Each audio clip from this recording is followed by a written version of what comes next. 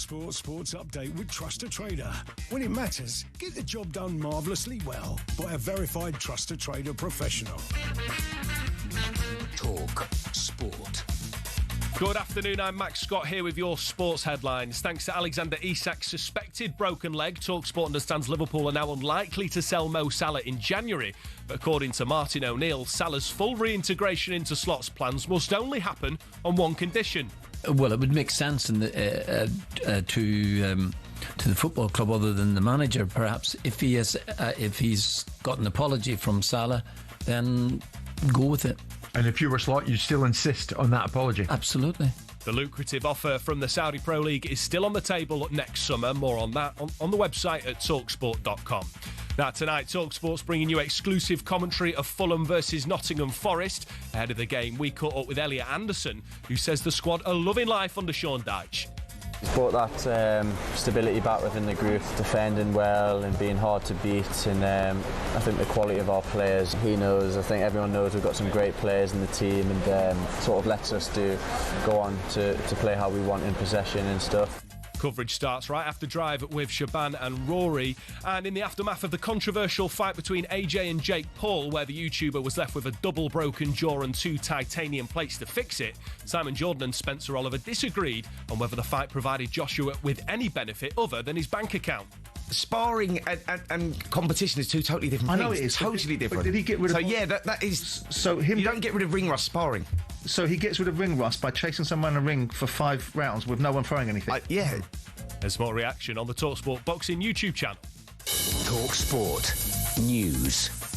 Singer Chris Rea has died aged 74, and retailers could be overcharging motorists at the petrol pumps. More from the news team at past. talkSPORT weather with QuickFit. This winter, treat yourself to the Bridgestone Turanza All-Season 6 tyres with a 20,000 tyre mileage guarantee. Book today at quickfit.com. Conditions apply. Largely cloudy overnight, clearer spells most likely in the west. Longer outbreaks of rain possible for the Northern Isles and Cornwall.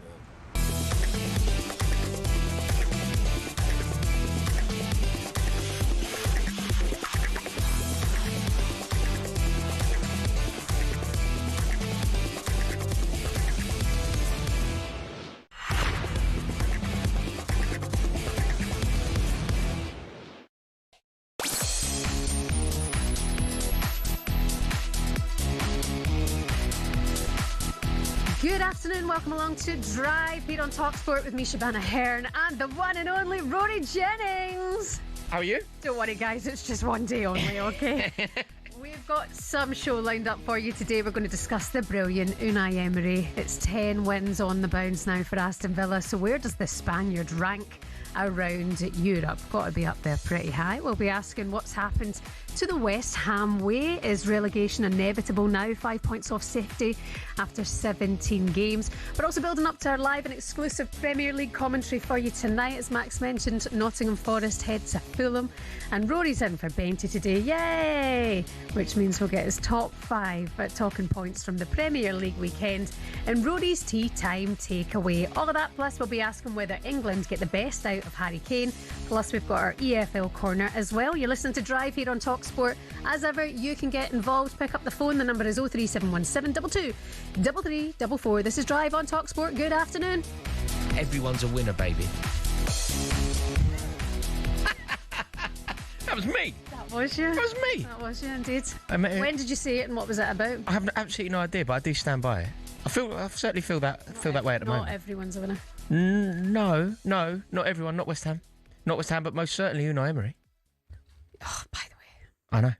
I know. They're amazing, eh? How are you? I'm good. I'm honoured to be here. Always a joy to... We've not been together in 8 No, it's been a long time. I know, it's been a long time. We are what, the F team? Yeah. F Yeah, who's not available for us to get this? Joseph, what number were we on your list of stand-ins today? What partnership? No, you're a liar. Yeah. He's a liar, but... Yeah. He's trying to be nice. No, he's being kind. Santa's on the way. No, he's being kind, but we know the score, but we're not proud, but we're still honoured to be here. We moved some things around today. We got out the house for a wee while, didn't we? This is it. When you've got children, it's just a victory, isn't it? Somebody invite Errant. I know. You're off at Christmas, though. Couple of days. In Boxing Day. Oh, fair play. Boxing Day. Fair Looking play. forward to it. I'm not doing that. I'm not doing that. Good to be with you today. Andy and Benty off this week, and I think they're back with you next week as normal. So don't worry about it, troops. It's just one day only. Nobody panic. You're listening to Drive here on talkSPORT. Aston Villa made it 10 wins in a row by beating Manchester United yesterday. So where does Unai Emery rank among the best managers in Europe? 58 minutes on the clock. Aston Villa 2, Manchester United 1. Morgan Rogers at the double, and his second goal is just as sumptuous as the first. Outstanding since he come in. I mean, it wasn't working under Gerrard relegation zone. He's come in, and what he's done. I think even a statue worth. Emery is turning water into wine, and how long that stays, I don't know. But what it does do is it adds a different conundrum to the title race. Something else, isn't it? Absolutely incredible. They beat Manchester United 2-1 yesterday at home, and it was 2 goals from the in-form Morgan Rogers, enough to take the 3 points, and it sees Villa go into Christmas just 3 points off the top of the league. That's sensational. What a title race. Yeah, they're amazing. They're truly amazing. The way that Unai Emery has got that team playing. You look at the standout players. You look at the way that he's got John McGinn captaining that side. You look at the former Yuri Tillemans, and you can legitimately now ask a question: is there a world where Morgan Rogers can propel Aston Villa to a league title? Yeah. It's a genuine question. Day 34, we are going to speak again about where we are. I mean, these first 4 games this season were poor, weren't they? It took them how long to get a goal. Now look at them. Yeah.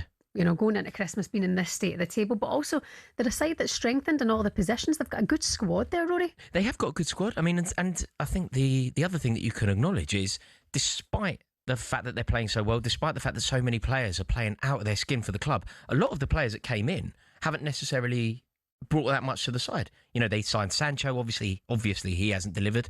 Harvey Elliott, I rate very highly, but Harvey Elliott hasn't really contributed yet. Lindelof, fairly underwhelming signing. And yet, the players that he's got there, the players that Unai Emery has managed to cast his spell over, they're a sensational side. And you think of the history of Aston Villa, you think of what the club represent, you think of the infrastructure at the club. Like what, they won the league when? 81? 80, they won the league in 81, they won the European Cup in 82 in Holland. There is something going on there. And when you have a manager of Unai Emery's quality, I genuinely think anything is possible. It's unlikely, but it is possible. Yeah, I think the unlikely thing we do have to touch on there, because it's not as if he's built a squad to win a Premier League like Arteta has, like Pep Guardiola has.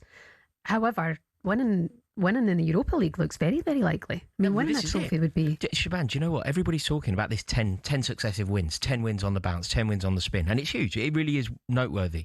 But it's actually 15 wins out of the last 17 in all competitions. Right. 15 wins out of the last 17 games in all competitions for Aston Villa. Bearing in mind, like, you haven't got to cast your mind back too far to think of them as a championship side. It's amazing, and it's a real indicator of what happens when you appoint a serious manager. You appoint a serious manager, all of a sudden you become a serious football club. I remember ages ago when he joined the club, speaking to somebody who worked there at Aston Villa, and they said that Unai's the guy who turns the lights on in the morning and he turns them off at the end of the day. He's so committed to the club. He's the hardest worker there, but also, as he's known as that player whisperer, kind of character. He can bring the best out of players. And you're right, the ones that you mentioned there, but they've got a good culture at that club as well. This is it. I think this is it. The way that Morgan Rogers is playing, of course, when we discuss Morgan Rogers, we have to focus on him. He deserves the plaudits. He deserves the credit. The fact that we're talking about him displacing Jude Bellingham or playing alongside Jude Bellingham, he is worthy of the praise, and we can wax lyrical about his brilliance all day. But we also have to give at least an honourable mention to Unai Emery. It's Unai Emery that has allowed this to happen. It's Unai Emery that has got Yuri Tillemans performing to a level that is beyond anything that he did at Leicester. Do you think Arsenal fans are looking at Unai Emery now and going, we could have stuck with him, we might have won a trophy sooner, we might have won a Premier League sooner? I would argue that they would have done. Arsenal fans are quite precious about this. They don't like talking about Unai Emery. They try and always sneer at him, and they try and cast a bit of a shadow over his time at the club. They don't not all Arsenal fans. The vast majority don't like Emery. Right. The vast majority are fairly cynical about his contribution to the club. And I think on some level, when he was there, it was right that he left. You know, it was Unai Emery that was their manager when they went to Baku to face an all-London European final and got absolutely battered. So I kind of understand why Arsenal fans aren't particularly supportive of Emery, but he's a better manager than Mikel Arteta. Like, you know, if you just go kind of and you distill this point to as basic as you can, who's a better manager? Mikel Arteta might be a better Arsenal manager. Arsenal fans might argue that Mikel Arteta is a better manager for them, for their purposes, for their club. But nobody else in the country would agree with that. The better manager between the two is obviously Unai Emery. But the job that Mikel Arteta has done is getting out the deadwood at Arsenal and showing that they're progressing season on season and really, really pushing the challenge for the title. You can't take that away from them, and may well win a Champions League as well this season. Yeah, all right. We'll cross that imaginary bridge when we get to it. It's not that imaginary, Rory. What, Arsenal in Europe? Arsenal a side with a pitiful record. Are they not what are we talking? Alan Smith against Parma when I was about 6.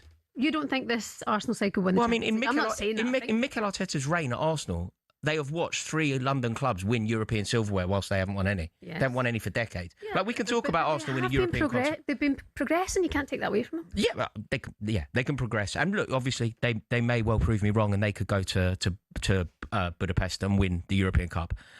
But like I say, we'll talk about that when it happens. Yeah. Okay. So where does Unai Emery rank then? In the Premier League, managers in Europe. I think if you are ranking managers, if you do it in the country, I think it's very easy in the country. He's clearly the second best manager in the country. Pep Guardiola can't really be compared to anyone that is operating at the moment. If you want to compare Pep Guardiola to other managers, you have to start talking about Johan Cruyff, Arrigo Sacchi, Sir Alex Ferguson, managers of that ilk. Yep. It's not fair to compare Guardiola to any sort of existing manager. He's in a completely different league. But beyond that, if you kind of take Guardiola out of the way because he's a different being altogether, Unai Emery is the best manager in the league. Do you think they'll win the Premier League this season, hand on heart? Villa? No, I don't think they will. Yeah. I don't think they will. But the fact that they could. Look, do you know when we're going to know? We're really lucky with the way the fixture list has worked. We will find out in the next 2 games. They got two trips to London. Okay. They play Chelsea, they play Arsenal. Mm-hmm.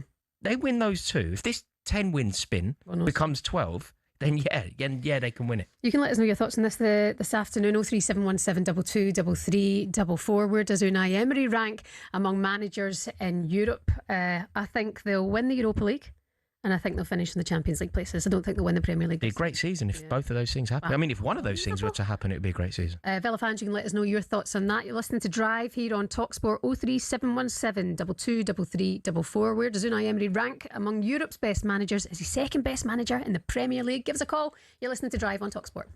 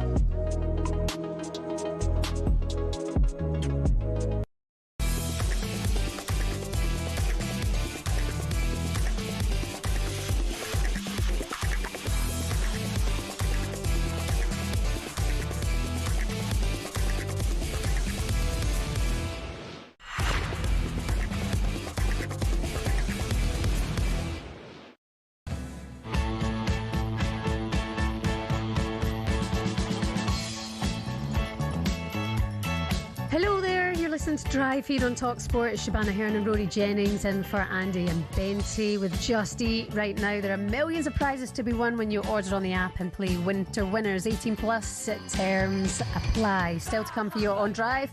We'll be asking if West Ham are destined for the Championship. That's not so festive, is it? You're going down this Christmas. That's not kind. But just quickly, Pep Guardiola has his Manchester City players saying that they'll be weighed when they return to training to check they are fit enough to play against Forest on the 27th. That's savage. Like jumping the scales on Boxing Day. Yeah, you can't do that. I can't imagine they've got enough time to gain anything. No, I don't think you should have to. Why not? I don't tell anyone This is how much elite sport. Aye, but we've all got out. I won't tell anyone. It's between. I wouldn't even tell a doctor. Yeah. None of anybody's business how much I weigh, so don't even ask me. Did you hear recently I was on air with Alan Brazil on Breakfast and he told me I'd ballooned a while ago. Told you? Just straight up was like, you ballooned. Is that what he said? Like, wow, we've gone there, yeah. And I said, pot, kettle, big man. Yeah. He's actually lost a bit of weight. Who? Alan. Has he? Good for yeah, him. he looks well. Anyway, moving on from fat shaming, Mohamed Salah is expected to stay at Liverpool in January after Alexander Isak's injury. We understand here at talkSPORT. And also, it's day 12 at the PDC World Darts Championships. Paul Nicholson is watching for talkSPORT. Hello, Paul. What's been happening this afternoon?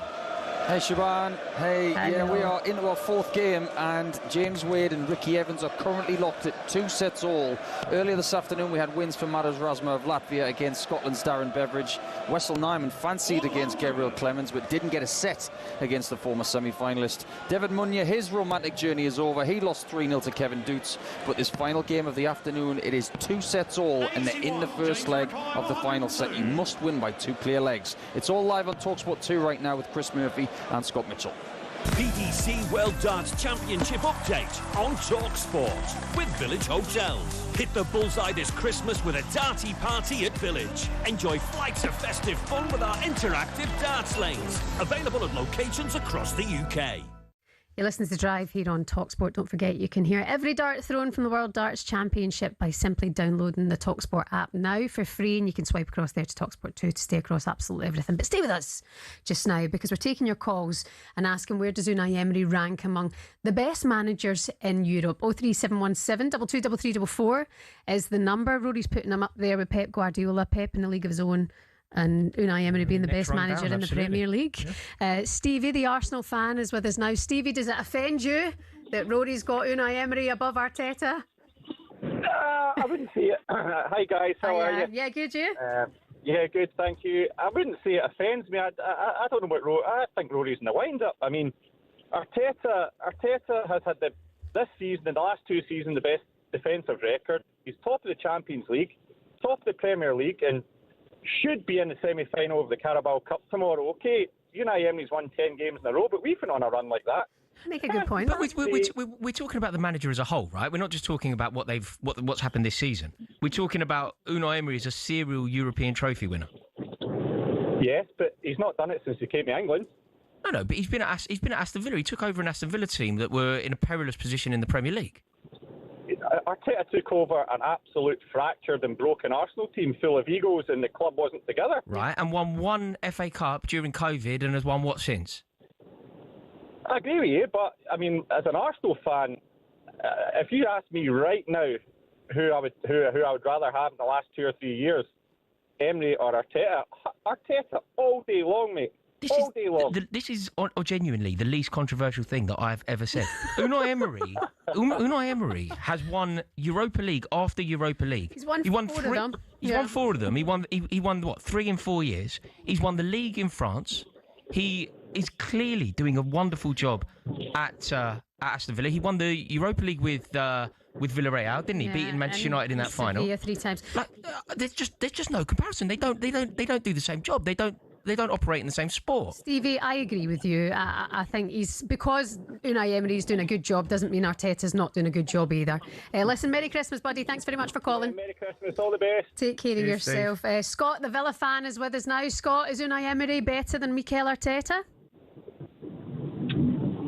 Yeah, I don't think there's any doubt that he's better. I think Arsenal fans are a bit deluded, really, if I think he's better. I mean, Emery's record speaks for itself, not just at Villa. But at every other club. Arteta's we're basing Arteta on, 5-6 seasons at Arsenal, but he won an FA Cup with Emery's team. I'm not sure there's much debate on who's a better manager. Could Arteta take a team that was 17th and turn them into what Emery's done? That would be my question. It's a good point, don't you think? I mean, in fairness, they're both doing very, very good jobs. But the job that Mikel Arteta had to do at Arsenal in terms of like starting the culture all over again. Yeah, although of course Arteta's done a good job and he's revolutionised the club, no doubt. But so did Unai Emery. When Unai Emery took over, you think about what Aston Villa were before. You think about Aston Villa under Steven Gerrard, for example. They were a lost cause. Yeah. Unai Emery has made them a serious force, both in Europe and domestically. I genuinely, I'm flabbergasted because I just don't think that there's even a conversation to be had here. Right, we've heard from Stevie, the Arsenal fan. We've heard from Scott, the Villa fan. We've got a neutral now. Avi, the Liverpool fan, is with us. Avi, what do you think? Who's the better manager, Mikel Arteta or Unai Emery? Oh, hi, guys. Nice show. Thank you. No, let me tell you first of all, please. I don't agree with your, not you, but your colleague, I forget his name, who is with you. Rory, he's a nightmare. Rory, listen to me, mate. Listen to me. Well, in Pep on Barcelona, Johan Cruyff made that club, right? From the youth, from everything, and Messi and everybody else, right? He went to Bayern Munich. He had all the money, 2 teams in Bayern Munich, in Germany. He came to Man City. They threw all the money. They won billions of pounds to get a team, right? This Emery is brilliant. He worked miracles on teams wherever he went, right? He don't hardly any money. Let's be fair. He's a brilliant coach, and Arteta is rubbish because he spent £2 billion. Avi, right? are you being slightly snide to Pep Guardiola? Do you not rate Pep Guardiola as highly as I was ranking him? No, I do, but I'm talking about money, mate. Come on. Yeah, but regardless of money, Arteta spent £500 million. I know it. No, two billion he spent. Yeah, but £500 million in one summer. I know. But I'm saying to you, Emery, somebody like Emery, he's absolutely brilliant. I mean, he gets players that are rubbish, like from the Leicester City. Yeah, Avi, I think we're agreeing with one another. But what we can't do is belittle what Pep Guardiola has achieved. But Pep Guardiola oversaw a Centurion season. He won 4 leagues in a row. He oversaw a treble-winning season. I agree with you. But listen to me then. What about Klopp? Yeah, we can discuss Klopp if you wish. Yeah, and Klopp, yeah. People keep saying Liverpool spent 450 million, but they don't say that we recruited 360 million, 306 million. They don't say that, all right, just to make it look good.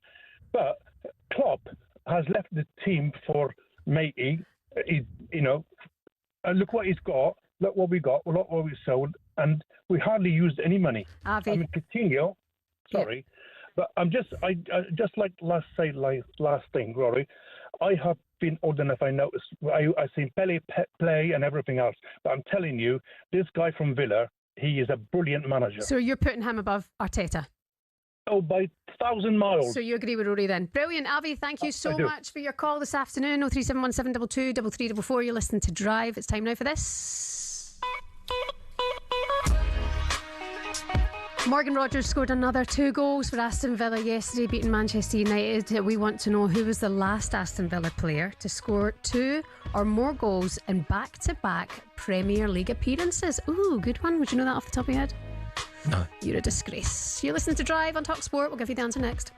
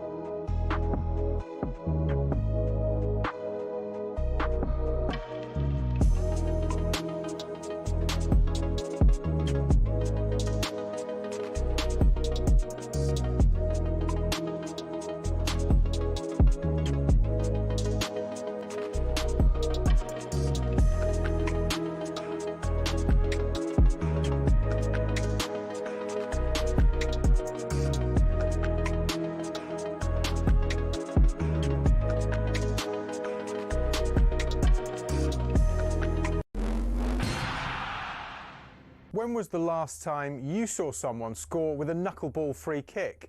We're going to take a look at why we're not seeing them anymore and explain a bit about how they work. The knuckleball peaked in the 2010s after that Ronaldo strike against Portsmouth in 2008 inspired academy players everywhere. Here's a young Mason Mount. I tried to base my free kick on Ronaldo, hit the ball by the valve and it moves. So what do you do? Top corner. Now, no ball is perfectly aerodynamic, so as it travels it creates ever-changing pockets of turbulent air, causing that unpredictable movement. Football's most prolific free-kick taker, Juninho Pernambucano, perfected the technique but didn't invent it. He was inspired by players from the 90s and even the 50s. So how do you do it? You have to hit the ball head-on with as short a contact time as possible so the ball doesn't spin. Hitting by the valve helps with that short contact time, as it's the hardest part of the football. So why don't we see knuckleballs much anymore? It's because players are being told not to shoot from dead ball situations because the XG is so low. In fact, as Opta shows here, since the 08-09 season there's been a 10% reduction in players shooting from free kicks in the Premier League. And in 23-24, a record low of 11 free kicks found the back of the net. And the knuckleball, though spectacular, is imprecise, which is why it's becoming a thing of the past.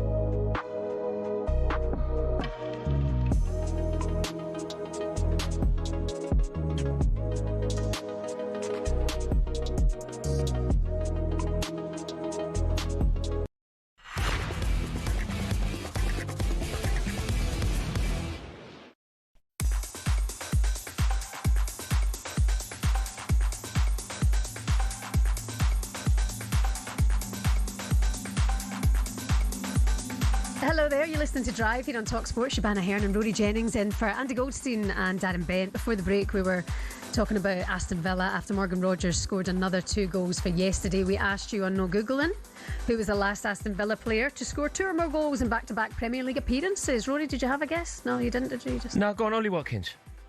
Wrong, it was Dion Dublin. Oh, wow. In November 1998. Really? Yeah. Wow. Yeah, fair play. By the way, Morgan Rogers, frightening. Frightening.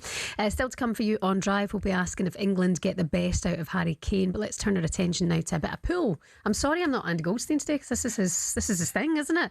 The UK Pool Open Championship is to be staged in Essex for the first time when it returns in May. It'll be part of the first phase of the 2026 World 9-Ball Tour, scheduled with 256 players set to take part, and increased prize fund of £167,500. We can get more on this now because we're joined in the studio by the CEO of Matchroom Multisport. Hello, Emily Fraser. Hello, thank you for having me. You're a friend of talkSPORT. Everybody that I speak to now around the office has been out with you, been somewhere with you. So I'm glad we got to meet today. Yeah, I know, fine. It's refreshing. I mean, nothing on Andy, but it's refreshing to see you. But yeah, we were playing poker as well. And we were in Prague, yeah. We were, and also, obviously I was at the pool. I came over to Ali Pali. Brilliant.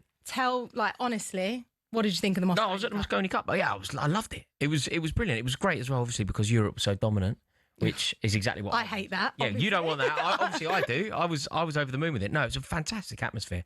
Really, really good night, and yeah, delighted to see Europe pull away. So, do you play poker as well then? I do. I've got like a bit of it's a long story, but is she good? Yeah, she's good. She's a hustler. She's a hustler. She pretends to not be good at poker, but she's actually excellent. Yeah, and I'm still a little bit. It's a bit of a raw subject. As he meant. She took some money from me. If you really want to know, if we're going to do this, she took some money from me.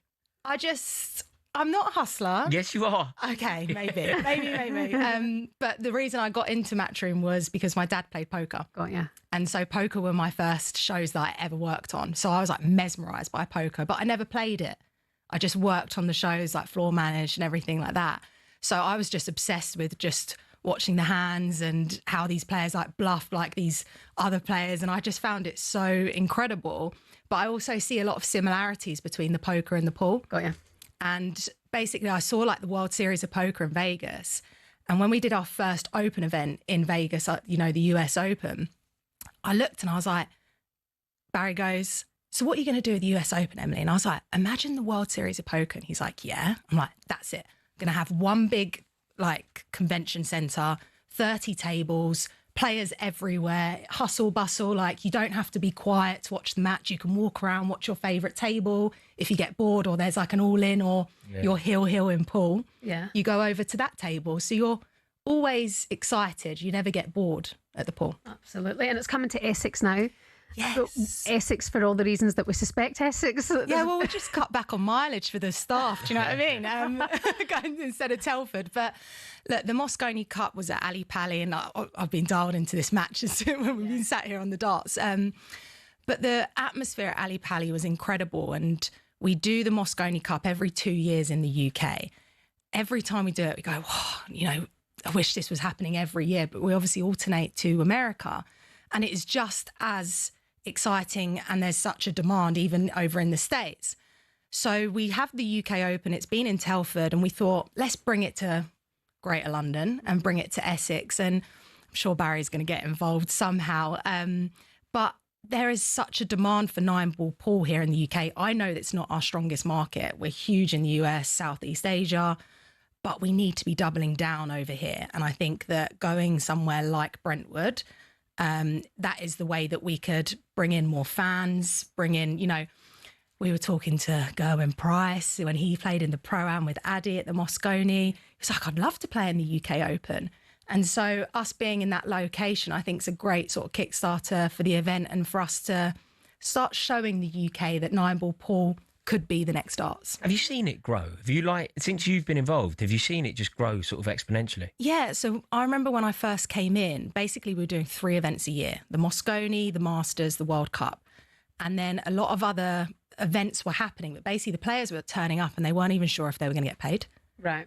So there was these 3 events a year, invitational, like 5 can get in, 5 players. Now and today, we just launched our calendar from January to May. And we're looking at 15 events. 12 of them are in different countries. Brilliant. And they're just, you know, ranking events as well as our Matchroom events. And we're already seeing that progression from 3 years where we launched the World 9-Ball Tour. So I remember when we first came in, probably like 5 or 6 players could actually be a professional pool player.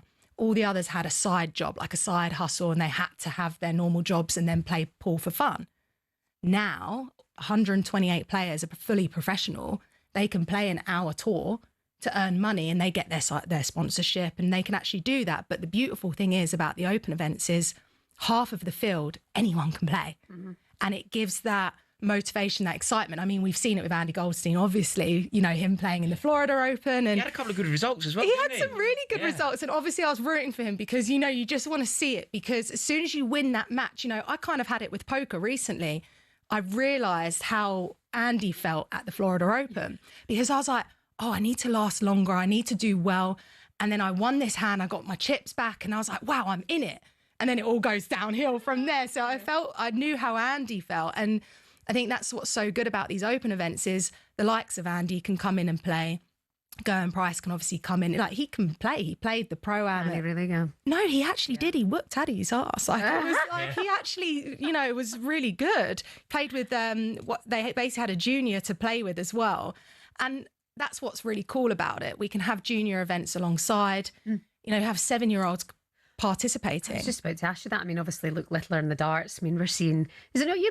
I shouldn't say this out loud, but did you not get your kids that, like a dartboard for Christmas? Yeah, she was terrible. Oh, shit. She really let me down. I started like a Project Mbappe thing. I was thinking I've got the next Luke Littler, like the female version of her. She's terrible. I've given up already. It just shows you how now young, like little kids want to be like littlers. But have you found that one of pool yet? Well, we did. We found basically AJ Manis. He's from the Philippines, and over in the Philippines, it is literally like he turns up at the venue to come and play in the Reyes Cup. It's been running for 2 years now, and he gets mobbed by younger kids because he's so big on TikTok. They all know him now. You know, he's turned 18. He's now this cool kid that plays basically pool. But we found him a couple of years ago. And so our junior events are basically that development plan. But that is what's so beautiful about 9-ball pool, is that it has the skill set. You have the excitement of the break, but it's also dramatic. And these juniors and these kids can look at it and go, I can become a professional pool player, because it kind of looks fun, but there's actually a professional tour. And this is it. I mean, the money's there as well. It is a career. I mean, tell us about the prize fund for the Open Championship then. So for the 9-ball tour. Yeah, so the UK Open's $225,000 total. But the thing is that the frustrating thing is with the pool is that we are nowhere near where we should be for prize fund. Now, we're in a great spot as to where Paul was a couple of years ago, but obviously I'm very hard on myself and very ambitious. And I'm like, no, we need to be where the darts is, the snooker is. And, you know, I love that we've got those other sports to kind of follow. You know, you watch the World Darts Championship at Ali Pali, and I'm like, how do I get my Mosconi Cup to that many tickets, to that many people in that arena, to that many sessions? Like, that is obviously the dream. It feels like it's happening, though. Obviously, I was there, and the atmosphere was fantastic. Like, it felt very, very vibrant. Obviously, there's a difference because the darts is a phenomenon, isn't it? Yeah. The darts really is a phenomenon. But on that note, Rory, we need to go to the Ali Pali right now, watching for talkSPORT. We've got Paul Nicholson. It's all over between Wade and Evans, isn't it, Paul? It certainly is. What a last set that was. Ricky Evans wins the last 3 legs of the contest to win the last set in a tiebreaker by 6 legs to 4. He took out 25 in 3 darts, 80 in 3 darts, and 99 in 3 darts to win the match by 3 sets to 2. That was after he'd missed 7 darts for the match previously, and even Wade had a match start. But ultimately, it was Ricky Evans who prevailed by 3 sets to 2. Lovely, Paul. Thank you. So yeah, going back to obviously my experiences at the Mosconi Cup at Ali Pali, I thought it was truly brilliant, and it did have a slight darts flavour to it. People in fancy dress, you know, quite a boozy atmosphere, quite a febrile atmosphere. This event in Brentwood is the 25th to the 30th of May next year. Are you expecting that sort of similar atmosphere? I'm not going to lie to you. It's difficult to get that atmosphere. You know, the darts, yes, you walk up that Ali Pali hill and there are traffic cones walking up. Yeah. Like, you know, it's become like that. But during the Mosconi Cup, when you were there, I had to give away a fancy dress prize every day. Now, I'm doing that cash prize because it obviously motivates people to dress up. You know, if I'm going to an event and I think I can win 250 quid, I'm dressing up. So it's areas that you have to create to get that atmosphere. I mean, you were sat there and you were going, am I allowed to talk? Because you weren't sure if you could speak. I wasn't sure if it was like, obviously, that, you know, certain sporting events, you wouldn't dream of it, would you? You know, even say at Wimbledon or whatever, you wouldn't dream of it. Whereas at the darts, it's kind of anything goes. I wasn't sure what the atmosphere was at the Mosconi, but I soon realised that it was very much anything goes. And it goes very quiet when they hit a shot, and then it just goes like loud. But we've got to try and get that atmosphere at other events. And it'll happen in time. Like Rory says, we're seeing that from the darts as well. Very quickly, AJ at the weekend, breaking Jake Paul's jaw a couple of times just in time for Christmas. What's been the chat in the office? Does it look like the Fury fight's on? Oh, I'm gonna leave boxing definitely to Eddie. That's his game. But you know, I was going to set my alarm, and I think like a true Matchroom fan. Well, I'm not a fan, but a true Matchroom family. It should be, you know, waking up. You just knew what was going to happen. Yeah. And I was surprised it went the 6 rounds. The first thing I did was woke up the next day and watch it all. Surprised, wasn't he? Yeah. Yeah. But you know, look, it's like everyone's been saying. Everyone wanted to watch it, regardless. Yeah. And, you know, that's what we're about. We're promoters at the end of the day. That's entertainment, isn't it? Emily, thank you so much. Merry Christmas to you. Yeah, thanks Merry for being Christmas. with us today, and well done for all the work you're doing. And good luck with the pool. Hopefully it grows the way the darts does in no time. CEO of Matchroom Multisport, Emily Fraser, with us. You're listening to Drive here on talkSPORT. Coming up for you in the show, we're going to be talking about West Ham. Does it look like they're heading for the drop? Are they destined for the Championship? Also, we'll be talking about Harry Kane. Did England get the best of them? This is Drive here on talkSPORT.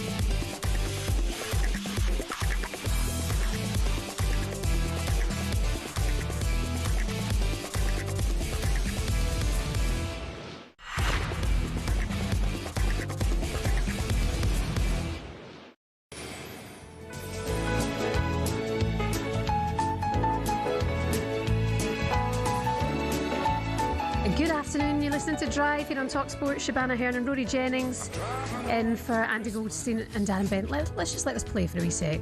Oh, I can't wait to see those faces. Driving home for Christmas, yeah. Well, I'm moving down that line, and it's been so long, but I will be there. I sing. If you've just turned on the radio and you've not been on your phone for the last couple of hours, really, really sad news, sadly, that Chris Rea has died at the age of 74, 3 days before Christmas. He's the voice of Christmas. This is the song of Christmas for so many, isn't it? Yeah, it's terrible news. It's a beautiful song, so synonymous with Christmas. It's really, really sad. For Chris Rea. Yeah, it's a great song. Really does make you think of all the things of you're going home for and what Christmas is all about. May rest in peace. This is Drive here on talkSPORT. Millions of prizes to be won when you place an order on the app with Just Eat and Play. Winter winners, 18 plus. Terms always apply. Still to come for you in the show. Rory will be giving us 5 key takeaways from the weekend's football. But just quickly, West Ham are interested in Wolves striker Jordan Strand Larsen this January. He's a player. Also in cricket, head coach Brendan McCullum says he wants to remain in charge of England despite defeat in the Ashes. And from 5, we're taking West Ham calls. Are you destined for relegation? You can get them in now, 3717 223344. The former manager, Alan Pardew, was alongside Majestic on the final word last night, and he said that they need signings in January. They got to do some business, and I really mean it. I've said it weeks ago that West Ham, for me, are looking like the third worst team in the division. When I look at Leeds and I look at Dyche at Nottingham Forest and I look at Silva at Fulham, why should West Ham be above any of them? And then you're into the Bournemouth and the Spurs and the Brentfords of this world. So they're not good enough. Struggling badly, West Ham fans. You can get your calls in now, 03717 223344. Are you destined for the drop? By the way, Alan Pardew looking like Silver Fox of the Year. Is he? Is he indeed? Did you not see him on the? I mean, I saw. That wasn't the first thing that came to my mind, but yeah, I saw it. Is that what? Yeah. Just. Am I not allowed to have that comment? No, absolutely. Cancelled for that now, can't you? No, I don't think you can. You look well, Alan. Right, that's it. You're done. Let's talk about Harry Kane, because he's still breaking records over in Germany. He scored Bayern's 4th in their 4-0 away win to Heidenheim yesterday. This was his 100th Bundesliga goal involvement in just 78th league appearance. That's amazing. So he's now got 81 goals, 19 assists in Germany's top flight. That is the fewest number of games ever needed to reach that number. The next fastest is the legendary striker Roy Mackay, who did it in 113 games. Yeah. I mean, simply sensational. Well, do you know what as well? There's nothing surprising about this. Anyone that has ever seen Harry Kane play football knew that he was going to do this the second that he went to the Bundesliga. He is an unbelievable footballer. Flawless, I think. Flawless as a centre-forward. He's managed to actually achieve the impossible. He's a player who led the line for Tottenham with aplomb, and even I love him. I just think he's a brilliant player. I really do. And it surprises nobody that he is doing this in the Bundesliga. It's weird, because I always feel when it comes to an England international break or whatever in an England game, that Harry Kane seems to get stick from a lot of England fans. Yeah, look, he's so consistent. There's a reason, and it might be irrational, but there is a reason as to why. I was very harsh on Harry Kane through the summer, because we know how good he is. I believe, certainly through the tournament that was played in Germany, I believed at the time that Harry Kane was the best centre-forward in the world. I believe that he was capable of doing wonderful things for England, and ultimately he put in fairly underwhelming performances. So I think that the criticism was born out of frustration. We know what he's capable of. We've seen him score a variety of goals. Like, when you think about what Kane can do. It's truly brilliant. He's an excellent playmaker. He's fantastic with his back to goal. Elite in the air, both feet, inside the box, outside the box. He's one of the most complete footballers that this country has ever produced. Yeah. The reason why we're quite demanding towards him, and the reason why over the years maybe England fans have been quite frustrated towards him, and I've done it. I've done it in Qatar. I've done it in Germany. I was at games in Qatar, I was at games in Germany, and I voiced my displeasure towards Kane at the time. But it was all born out of frustration because he is just so good. Is he the best striker in the world right now? Not right now. I mean, it's arguable. I think what Haaland has done, the way that Haaland has kind of reimagined himself, the way that Haaland has... Haaland's always had it in him to score those goals, hasn't he? Those goals where he bullies the centre-half, where he's faster, he's stronger, he's more powerful, he's more determined, he's hungrier. We've seen Haaland score that goal countless times. Like, I remember a game that Man City won this year at Brentford away. It was just such a Haaland goal. He just beat the centre-half and rifled it in.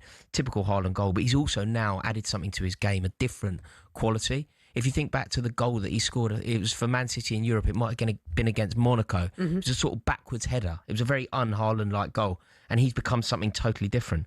But I think if you do it cumulatively, if you did it over the last, say, 10 years, if there was such a thing of like an appreciation, like a contribution, how there's like a contribution to film.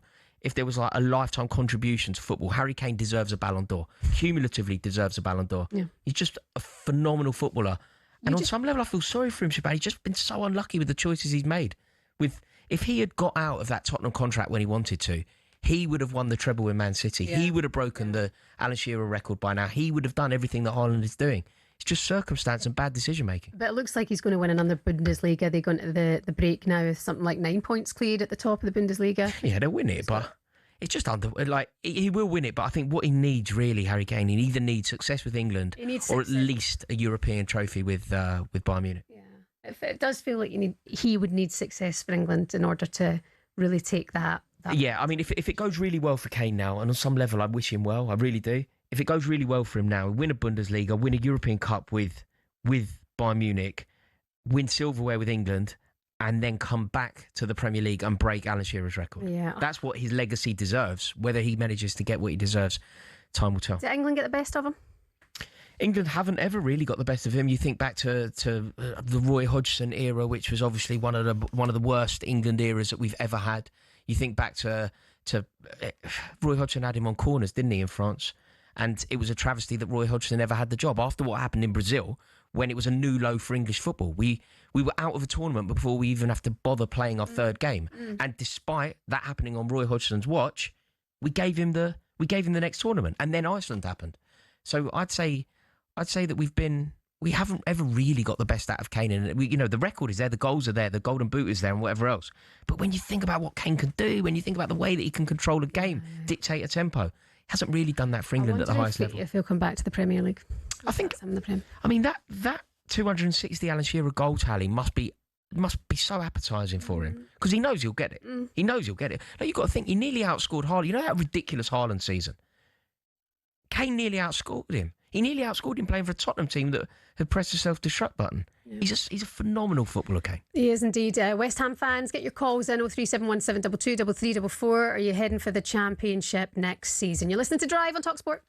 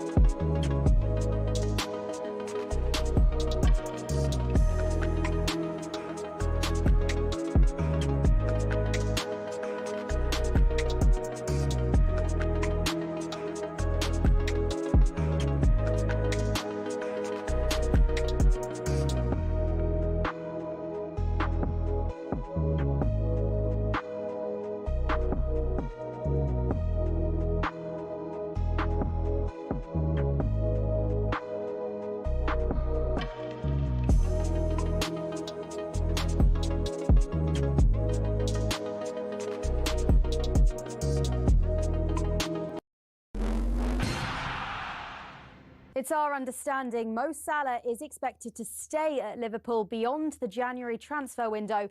Alexander Isak's suspected broken leg means the club are unlikely to let Salah leave. That's despite his claim the club had thrown him under the bus following some time on the bench. But Martin O'Neill believes Salah should only return to the starting 11 after issuing a sincere apology to Arne Slot. I don't think that this would have happened quite some years ago. I think a player, number one, probably wouldn't have stepped out there. But secondly, if he did do, he would have had to apologise pretty quickly. And if the apology has been accepted by all concerned, particularly the manager, then get on with things. After Villa's 10th consecutive victory with Man United, their recent victims, Simon Jordan says it's not beyond the realms of possibility that they seriously challenge for the title, which would be their first in 44 years. It feels to me that Emery is turning water into wine. And how long that stays, I don't know. But what it does do is it adds a different conundrum to the title race, because it makes Villa, the outsiders, look like they're competing for a Premier League title.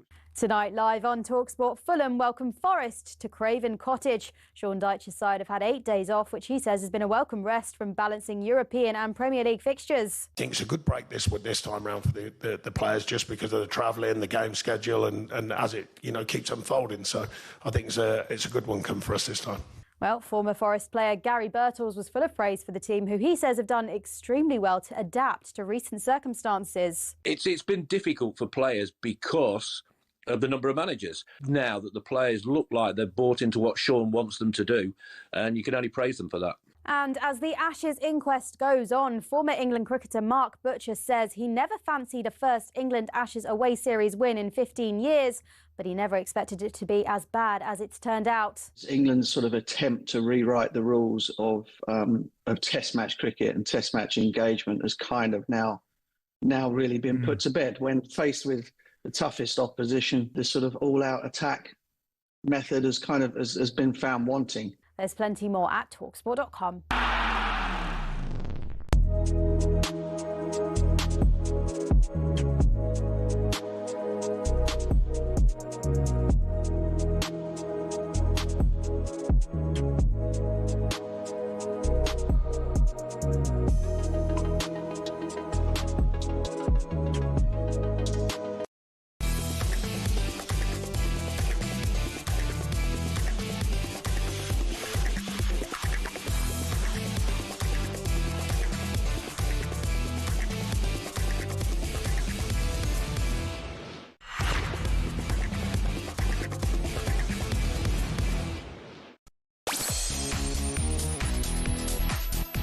Good evening, this is Drive here on talkSPORT. Shabana Hearn and Rory Jennings for one night only. Do not panic. Andy and Bent here back with you later on next week. Still to come, Rory will be giving his 5 key takeaways from the weekend's football. But now, listen up, West Ham fans. Are you destined for the Championship?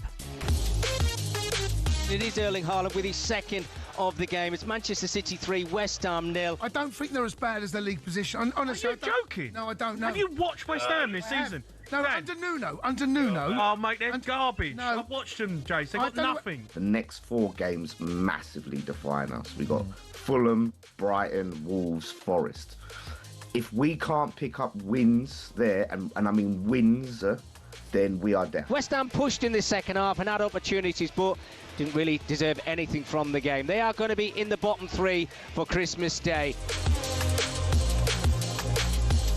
Yeah, having a bit of a stinker, aren't they? West Ham are 5 points clear from safety after losing 3-0 away to Manchester City over the weekend. It means they're now without a win in their last 6 Premier League games.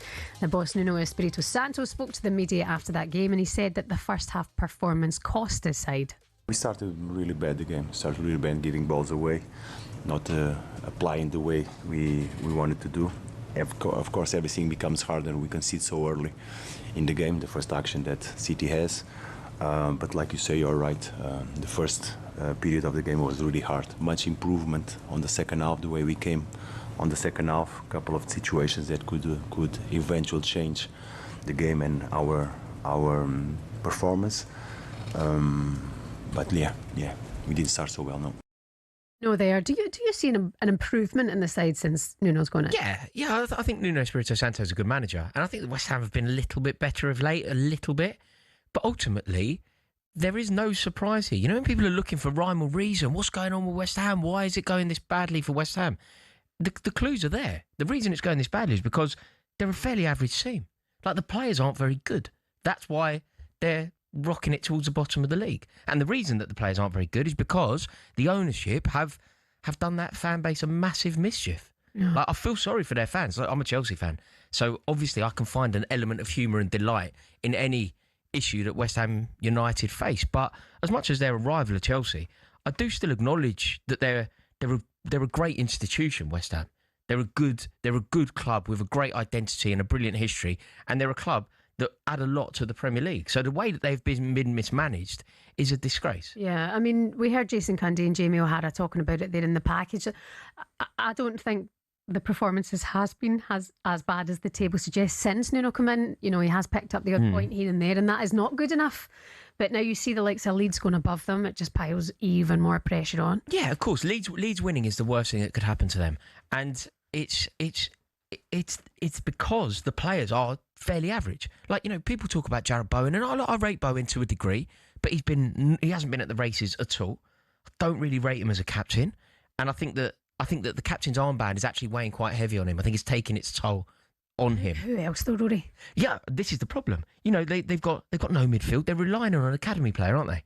Like, they're relying on that Potts in the middle. You know, when I was watching their game against West Ham against Man City, you're like, God, Man City are having this far too easy. And West Ham West Ham teams over the years will always have an element of spite, an element of edge, and then that mercurial quality. Like, they've always had a Freddie Canute. They've always had a Paolo Di Canio, a Joe Cole. They've always had that. You're looking at this team and you think, I don't know where the quality is. Like, if it's that Somerville, and I'm not sure it is, by the way, but if it is, he can't keep fit. But all of these conversations that we're having, you know, we can talk about Paqueta. We can talk about him, how good is he? We can talk about how often he loses the ball. We can talk about him being a bit of a nuisance for their fans to watch, I'm sure. But ultimately, the reason that this has all gone so wrong for West Ham, and this is where my sympathy is, I want West Ham to lose games of football, but I want them to be West Ham. I want the institution to exist. They have been sold a dream that doesn't exist. Yeah, they've gone from the best stadium in the country to the worst stadium in the country. And these things really do matter. Yeah, I mean, the boards haven't been good to them. You know, we've had that fan unrest, we've had the board unrest. It's the kind of players earlier on in the season kind of having it out with the fans as well. But also, I mean, they have had that change in a manager kind of thing a fair few times. I mean, Lopetegui and then to Graham Potter, and then that's not going to work, and in comes Nuno. They do need, though, investment with Nuno getting his kind of players this January. The problem is, you know, as soon as you go back that far, as soon as you start talking about say, Lopetegui, you know, when West Ham United fans wanted rid of David Moyes, and often now people ridicule them. They go, oh, you be careful what you wish for. It's so disingenuous as to what happened. They wanted rid, just to put it bluntly, they wanted rid of David Moyes because West Ham fans, and these things are precious, these things do matter. They like the game to be played in a very particular way, and they felt like David Moyes had taken that club as far as he could. They won a European trophy in Prague, right? So they got something special. What needed to happen off the back of that was they get a little bit ambitious. They go big. They try and capitalise on the momentum that came with that European success. Instead of that, they go and get Lopetegui. Like, when the fans were at Fulham away demanding David Moyes out, they weren't saying Lopetegui in. Yeah. Obviously, they didn't want Lopetegui. They wanted something a little bit more progressive, a little bit more exciting, a little bit more in keeping with their tradition. They are struggling, though. I mean, I think a lot of fans may be listening now. West Ham fans, pick up the phone, 03717 223344. They will say it is a lot of board unrest. I don't know if you saw the Man City game. There's a thing going around social media. Is it Sullivan, his fiancée, supporting Man City? What? Yeah, it's like an Instagram story. And I'm aware of. Well done, Man City. You played so well today. You know, singing the Man City songs and praising Man City on social media. I mean, it's things like that. I think the fans will just even more struggle with the board. It's just the PR of the whole situation. Like, it's just so unnecessary. Like, a while ago, I didn't realise that had happened. I do my best to keep off social media these days, but I was aware something a while ago. I do my best. I'm not saying I succeed. I do my best. I was aware of something a while ago where she was sort of having arguments with fans. And the whole thing is just so destructive. You think about what they were. Like, you think about what West Ham United were not long ago. You know, they had that chicken run, one of the most hostile away ends, that walk to Plaistow Station, past that pub where you take your life in your own hand. Like, it was a fantastic club with real rich tradition, and they knew exactly who they were. Yeah. They've had the rug pulled from under them. I do feel sorry for their fans. I think we both do. Fulham, Brighton, Wolves, Forest. Are any of these winnable games for West Ham? No, none of them. None of them. No, of course they're not. Got to beat Wolves. Come on now, that's 3 points. Okay, let's genuinely explore. I don't think they will, by the way. I think Wolves have... You know, when people talk about Wolves being the worst team in the Premier League, are they worse than that Derby County team? Wolves are no way worse than Southampton last year. No way. They put in a lot of effort, and they're going to go down, but they're nowhere near as bad as people are making out. Well, the performance against Arsenal shows you exactly. A decent performance, yeah. You know. West Ham, I don't think West Ham are capable of beating anyone at the moment. And primarily, you know, when you look at the players, when you think about the players that they have at the club, like, on some level, Callum Wilson is supposed to be the answer. I don't know what the question is. I don't know what the solution to anything is. I don't even know what the problem is. If Callum Wilson, on a pay-as-you-play deal, is the answer to the problems. They're in a mess. They're in an absolute mess. And he's not really playing. No, they're not playing it. No, they're not playing him either. Is that so they actually don't have to pay him? Possibly. That's embarrassing. Possibly. But how can you go from Graham Potter? You think about what Graham Potter is supposed to represent. Like, I think this whole kind of aura that Graham Potter has is a load of nonsense. But you can't go from Graham Potter into Nuno Espirito Santo and expect it to flow. It's ludicrous ownership. In order to avoid relegation, who can they sign in January? Do you know, Shaban, I would love to play this game with you and try and give you an answer. I know it's kind of my responsibility now to come up with an answer. I don't think they can. I don't think there's a world in which West Ham... And do you think players would go, no thanks? It's just, there's nothing in it for you to go there, is there? Like, look, it's a great club with great history, but there's nothing in it for you today. Like, nobody's dreaming of linking up with... I've dreamed all my life of playing with Max Kilman. No one wants to do that. Yeah, and it's a shame because you look at them winning the Conference League, like you say, a lot of change has happened since then. You expect them to kick on, but the West Ham way is well and truly on its knees. West Ham fans, over to you, 03717 223344. Pick up the phone, give us a call, and we'll have you on air giving your views very, very soon. You listen to Drive here on talkSPORT.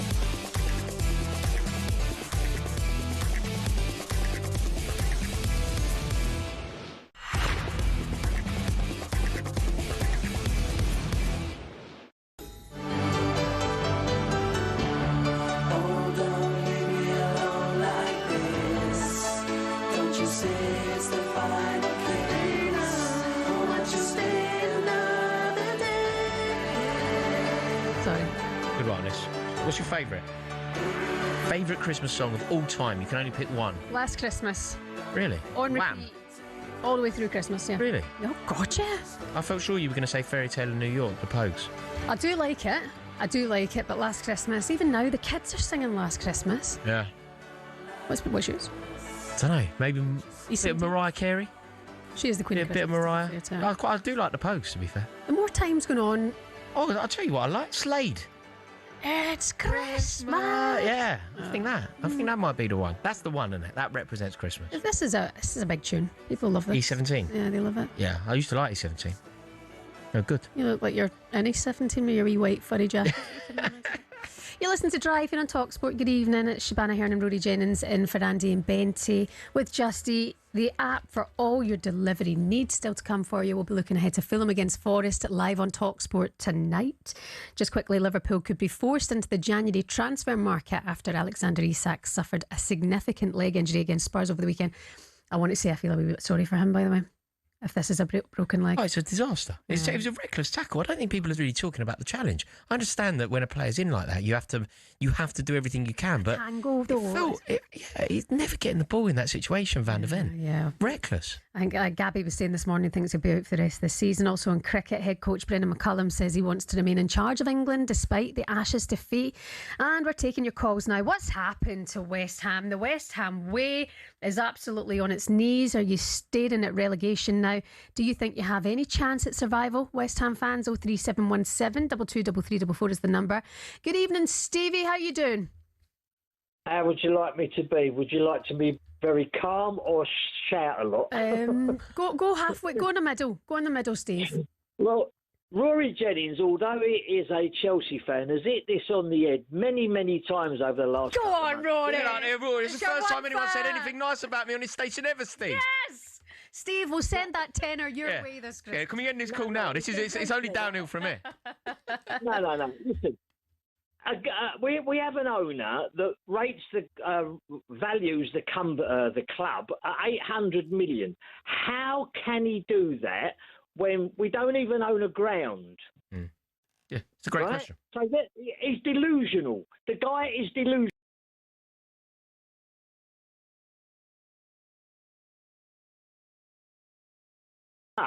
I'm 75 years old, okay? I have been everywhere with West Ham. I don't go to home games anymore. I refuse to set foot in a soulless bowl, okay? And I don't care. And what's his name? Brilliant White. James Brilliant White has been offering to take me for 5 years. I won't go. I don't give him any money. I go to away games if I can. But he's killed it. Well, I'm sorry. No, it's fine, Steve. Listen, we feel your frustration. I can hear it in your voice, obviously. Do you think you're going down, or can it be saved with some investment this January? Do you think you'll get players this January? It depends who we get. I mean, there's what's the thing? Strand Larson. We're going to take the centre forward off of a team that's below us. The only team that's below us, and we're going to pay how much for him? They paid 65 million. What's he going to pay for? There is a list of strikers. If you go through the strikers that West Ham have bought over the last 10 years, we must have lost at least 200 million on strikers alone. Yeah. Steve, thank you so much. Listen, Merry Christmas when it comes, okay? So thank you very much.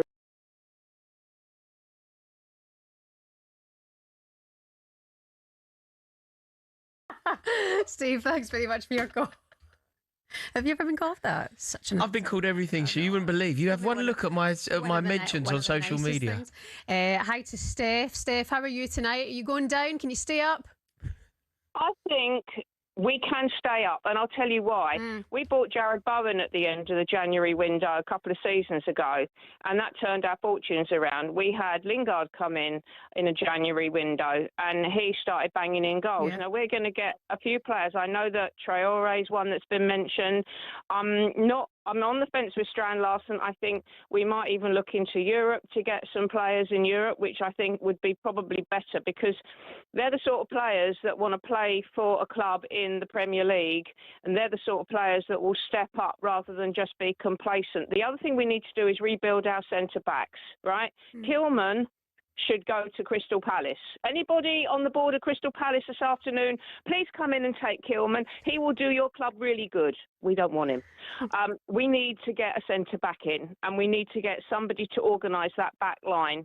And it would be really good if we had kind of like a Dawson Mark II that could come in and organise everybody. We've got Areola in goal, and let me tell you, watching him trying to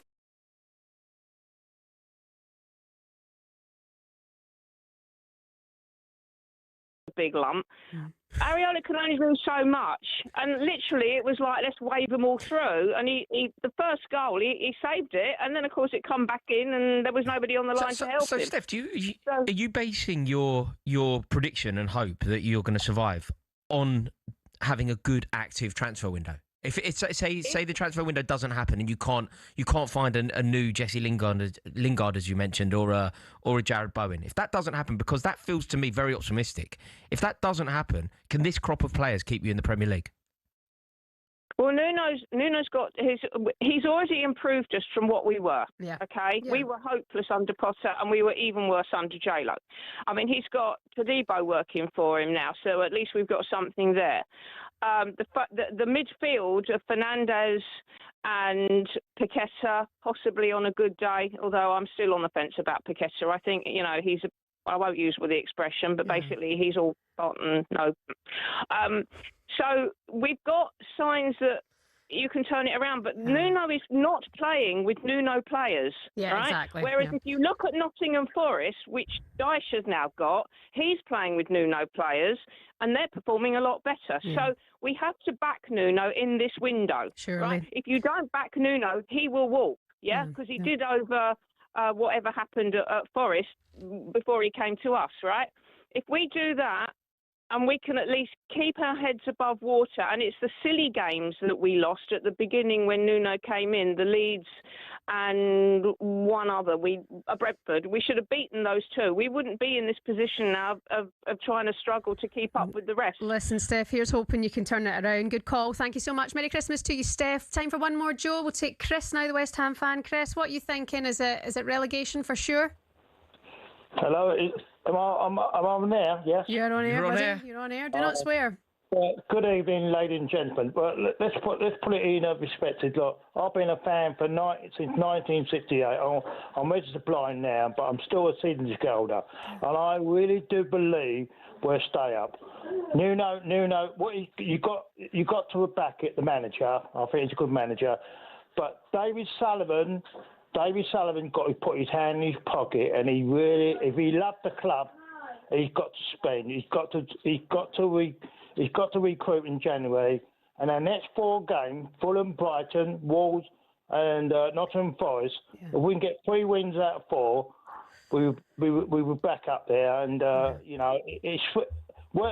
table don't lie. We're third. We're the bottom 3 because that's the way it is. But we can change it. Okay. And I really do believe that.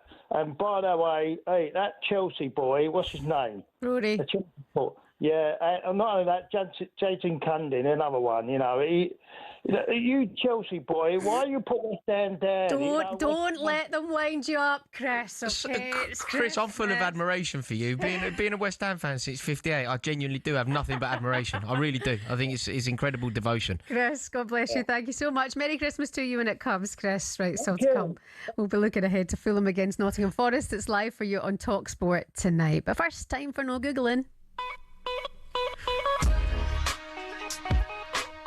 Not very festive. Everyone's coming for you. I know, mate. I'm an innocent bystander. I'm just getting attacked. Innocent, my eye. Right, Erling Haaland's 19 goals are the joint most any player has scored before Christmas in a Premier League season. We want to know, can you name the other 3 players to do it? Have a think, Rory Jennings. The answer is on the way next on Drive on talkSPORT. Evening.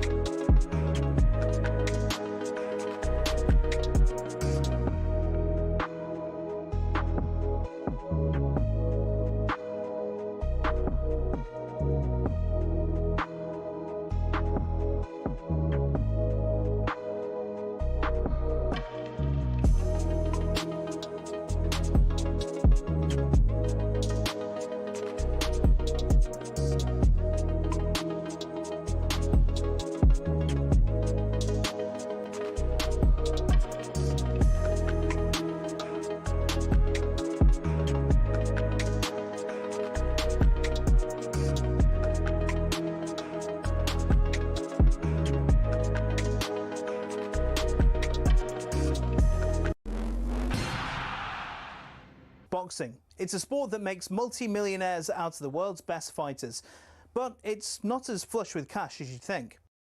We all see how much the likes of Tyson Fury or Canelo Alvarez make every fight, but that's not the case for those just starting out, or those who aren't even at that level. For example, if you've just turned pro and don't have a promoter, you have to sell your own tickets, cover the cost of the venue yourself, and pay the tax man at the end of it. You might not even break even, but if you do, you're looking at 5 to 10 grand max.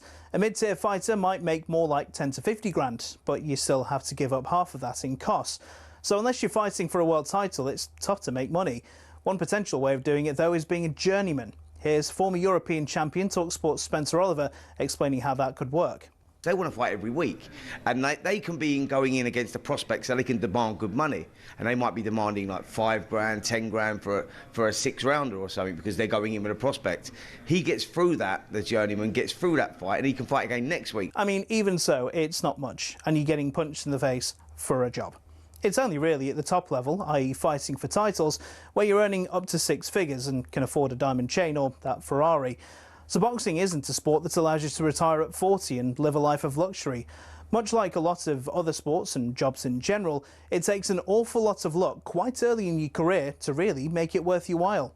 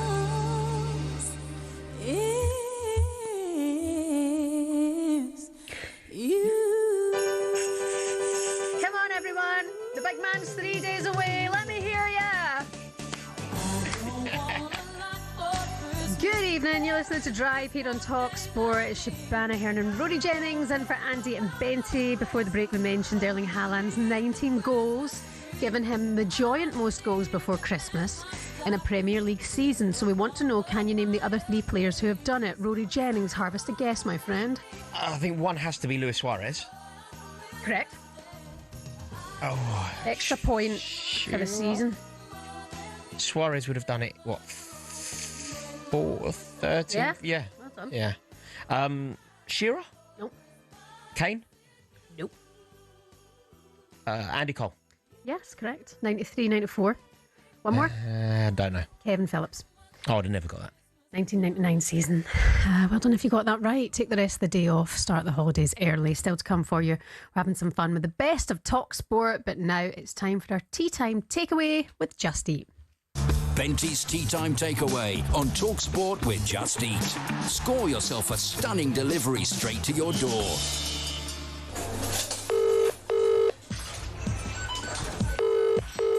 How you doing? It's Darren Bates Takeaway. Can I take your order, please? Get my hands, marinate all up in the thing. I like my medium well. Ginger beer. Oil over it. Get my brush thing, get the oil over it. It better be Heinz. If it's not Heinz, honestly, I'll lose it. I'm Darren Ben, and this is my Tea Time Takeaway. Would you ever have a takeaway on Christmas Day? Not on Christmas Day, of course not. I'm a very traditional man. If you had to have a takeaway on Christmas Day, what would it be? I wouldn't have a takeaway. Are you crazy? I wouldn't have a takeaway on Christmas Day. If your wife wasn't running around doing everything for you and you had to do it yourself on Christmas Day, I can't play this game. You're asking me a question. I can't process this. I'm a very traditional man. I have a turkey dinner on Christmas Day. That's what happens. I go out. I go to the pub and have a Christmas dinner. So who makes the turkey roast? My wife. Exactly. I can't cook. I've got. If she says, you know what, you're not getting one. You're doing my nuts in this year. Yeah, she will be saying that. Get your own dinner. Yeah, that would be a problem. That would be a problem. I had a Chinese takeaway the other night. You can't have a Chinese takeaway on Christmas Day, though. Yeah, you can. You can't. You can. That'd be ridiculous. You can. You can't. Okay, good chat. That's all we've got time for on Drive and okay, so no Dad and Bent today. This is Rory's Tea Time Takeaway with Just Eat, where Rory Jennings serves up his 5 key takeaways from the weekend's action. So, Rory, please, what's on the menu this week, sir? Victor Gyökeres is a dud. Wow. Okay. Why? What? Why? I mean, I think that we've now seen enough, haven't we? I think there were question marks before he arrived. I got a lot of stick, on this very station before he arrived. Is that you or me? Saying, no, that was you. That was you. Lack of professionalism from Shabana Hearn right there. It's not good. I think that Gyökeres is basically not the player that Arsenal thought they were signing. He's not. Gyökeres should take the spot kick. Well, it's going to help him for sure to put the ball in the back of the net for any striker. It's the most meaningful thing. So they have made a decision to give it to him. Great decision. Who did that? I don't know. Between Martin and Bukayo and him, I believe. Do you think Havertz will come straight back and into the side? And yeah, I think he will. I think both Gabriel Jesus and Kai Havertz are better players than Victor Gyökeres. Like, Gyökeres hasn't been the player that they thought they were signing. They were signing the most prolific attacker in Europe. And when anybody suggested caution around that, when anybody suggested, scoring goals in the Portuguese league isn't necessarily the recommendation that you think it is, people were laughed at. People said that that's a ridiculous opinion. He's obviously going to score goals in the Premier League. Like, it isn't that easy. We've seen countless players arrive with big reputation and not be able to cut it. Do you not think he'll come good? He's scored 7 goals so far this season. I know you're right. Maybe that's not. You're looking at charity penalties and that, though. It's like charity penalties. No, I don't think. I think Arsenal could still win the league, but I don't think Gyökeres is going to be the player that they need him to be. Okay, you can give us your thoughts on that. Right, next one, please. What's on the menu? Liverpool must sign Antoine Semenyo now. Okay, before we speak more about Isak's injury, let's hear from Liverpool boss Arne Slot speaking after the win at Spurs. They beat them 2-1 and he discussed his team's upturn in form. And not only that, I think last 6 games we won 4, draw 2, so I didn't lose 3 clean sheets in between. Today we were very close to a clean sheet again. Unfortunately, the second phase of the set piece we conceded, but I said many times this season, every time when we concede a set piece we lose a game and we have to make sure we're better than that. Now today we conceded a set piece, but we were still able to win. So that is progress. What is progress as well, that again Hugo Ekitike scored, that Florian assisted to Alex. So team is getting better, but we're definitely not perfect yet. If Arne Slot can say his name wrong, forgive me. Everyone else if does a pass. Their name. Hugo Ekitike's been outstanding. We do understand here at talkSPORT that Mo Salah will likely stay at Liverpool because of Isak's injury. It's suspected he's got a fractured or broken leg. But do they still need more in January? Yeah, I think they do. I think they do. And can I just put something to you as to why I think it's so desperate that they sign Antoine Semenyo? Disastrous news for Alexander Isak. You've got to pity him and everybody associated with Liverpool. Ekitike scoring goals for fun. Florian Wirtz finding his rhythm a touch. Liverpool have won, their last 2 Premier League games. Their next run of fixtures, it goes Wolverhampton Wanderers at Anfield. It goes Leeds United at Anfield. Fulham away before they play Arsenal. If those games, Wolves, Leeds and Fulham goes as you expect, they will have won 5 in a row. If they were to bring in Semenyo over Christmas, or when the window opens in the new year, they bring Semenyo straight in and they get him in the first team. Is it impossible for Liverpool to retain a Premier League title? Like, totally impossible. They'll be, 8 points behind Arsenal going into a game against them, beat them. Obviously, that's asking a lot. But I think if they bring Semenyo in, I know it's a long shot and it's incredibly unlikely and it's probably beyond them. But I think they can dream if they bring in a player like Antoine Semenyo. He's linked to Man United though as well, isn't he? He'd be yeah, maybe. I'm sure Manchester United are up for signing him. Are you sneering? At Manchester United signing one of the most coveted and prodigious talents in the league. Yeah. Well, why would you suggest I'd be sneering? Why is that so shocking to you? Why do you believe it should be shocking? Or do you think Manchester United are in a position? I could see him at United. I could see him being a Ruben player. Yeah, I'd be very surprised if that were to happen. I think he'd be better off staying at Bournemouth rather than that. But look, I think he'd be a great player for Liverpool. He's clearly the next cab off the rank, isn't he? He's clearly the next player ready to have an opportunity at a top-tier team, and Liverpool most certainly that. Speaking of which, Aston Villa beat Manchester United yesterday 2-1. What's your takeaway from this? I was going to be Well, I mean, the thing that I would take from that game is I think that there's a world where Morgan Rogers could be the answer for England, but not in the way that everybody's saying. You know, even Thomas Tuchel himself has spoken, hasn't he, about how it's Morgan Rogers or Jude Bellingham. Jude Bellingham and Morgan Rogers, they're very good friends. They're competing with one another for a place in the England team. Yeah. The argument I'd make is surely there's a world where Morgan Rogers is the answer for England alongside Bellingham. Like the one position in the England front line that's up for debate. Like Bukayo Saka's place is nailed on. Harry Kane, obviously, his place in the team is nailed on. It's the left-hand side where there is a bit of jeopardy. Some would argue Anthony Gordon. Some would argue Marcus Rashford. Some would argue Jack Grealish. Surely, Morgan Rogers playing that position, we saw him play so well there yesterday. He can be our answer in that position, which would mean that he could link up with Jude Bellingham. You'd be able to get them both in the team. You think Tuchel will go for that? He's got to be looking at that as an option. I think he's very likely to start Rogers. The debate is more, will he start Jude Bellingham? You know, Phil Foden can't be ignored in this situation. If it is that position, though, who you starting, Morgan Rogers or Jude Bellingham? I find it very difficult to ignore Jude Bellingham's big game clutch moments. I find it very difficult. But I think Phil Foden deserves a mention here. Yeah. You know, he's played himself back into contention. So I think these are wonderful problems. You know, what we need to be very careful is we don't position what is a gift for the England manager as being a problem. How do you get all of these world-class footballers into the same team? Yeah. That's a dream situation for Tuchel. Manchester City 3, West Ham 0. What's your takeaway from that? Well, I think Brian Shirky could quite easily be the best midfielder in the league at the moment. No audio. I think he could be the best in the midfield at the moment. Like, if you look at the form that he's displaying, if you look at the consistency that he's playing with, he's also... I think he warms me because I always love footballers like that. You know, those kind of maverick 1970 throwback footballers who just kind of play in and really adopt the artistry of the game. Like, really embrace just the beauty of the game. He's not a system footballer at all. And Pep Guardiola seems to be making the most out of him. You know, his quick feet, brilliant eye for a goal, wonderful finish on him. I think he's one of the best players in the league at the moment, no doubt. No, I think a lot of people watch him and agree with you. Glorious player, isn't he? 7 wins in a row in all competitions now for Man City. They turning a corner. I mean, I think Man City will win the league. Yeah, the corner's well and truly turned. Yeah. The corner is well and truly turned. And this is the position that they do well from. They just hunt and hunt. And I think the problem that Arsenal will have is if Guardiola gets in front. I think when Arsenal are leading the way, Arsenal will be okay. Look, they can hear the hooves behind them. They can hear the galloping of Man City behind them. But I think they're happy to be the trailblazers.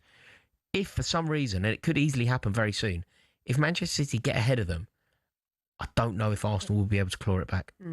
I agree. 100% agree with you. Okay, Rory's takeaway there.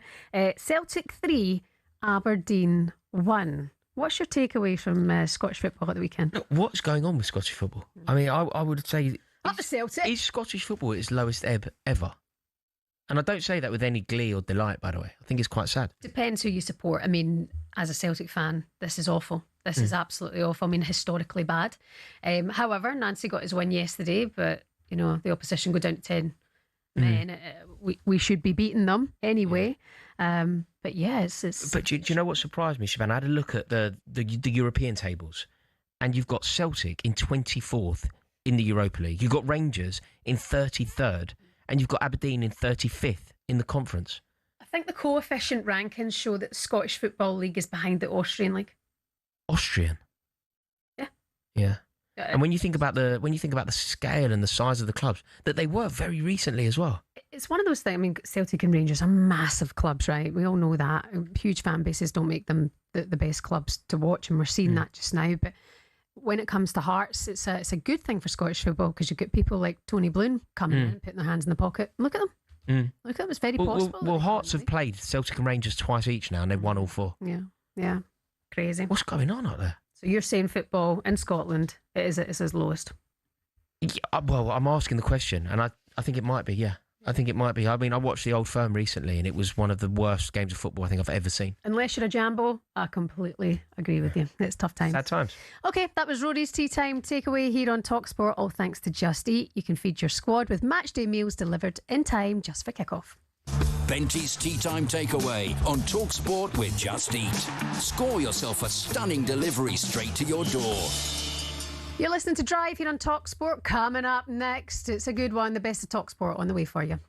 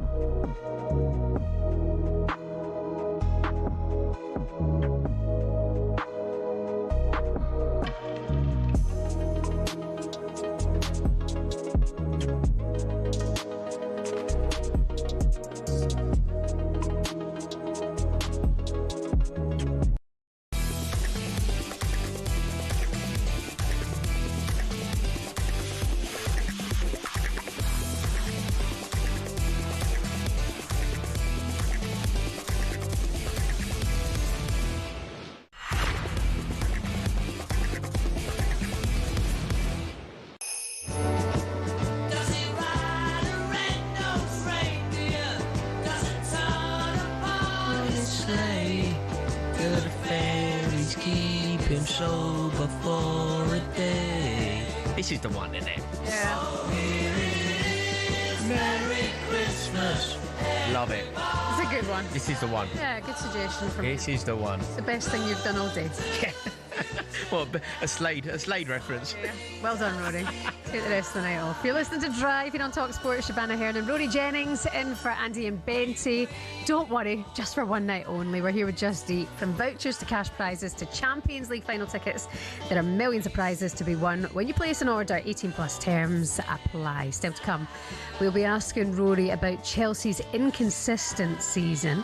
But just quickly, Pep Guardiola says his Manchester City players will be weighed when they return to training to check that they are fit enough to play against Forest on the 27th. What if they all gain weight though? What if they all go up a few pounds and he's got... Well, so they should. So they should. So they should.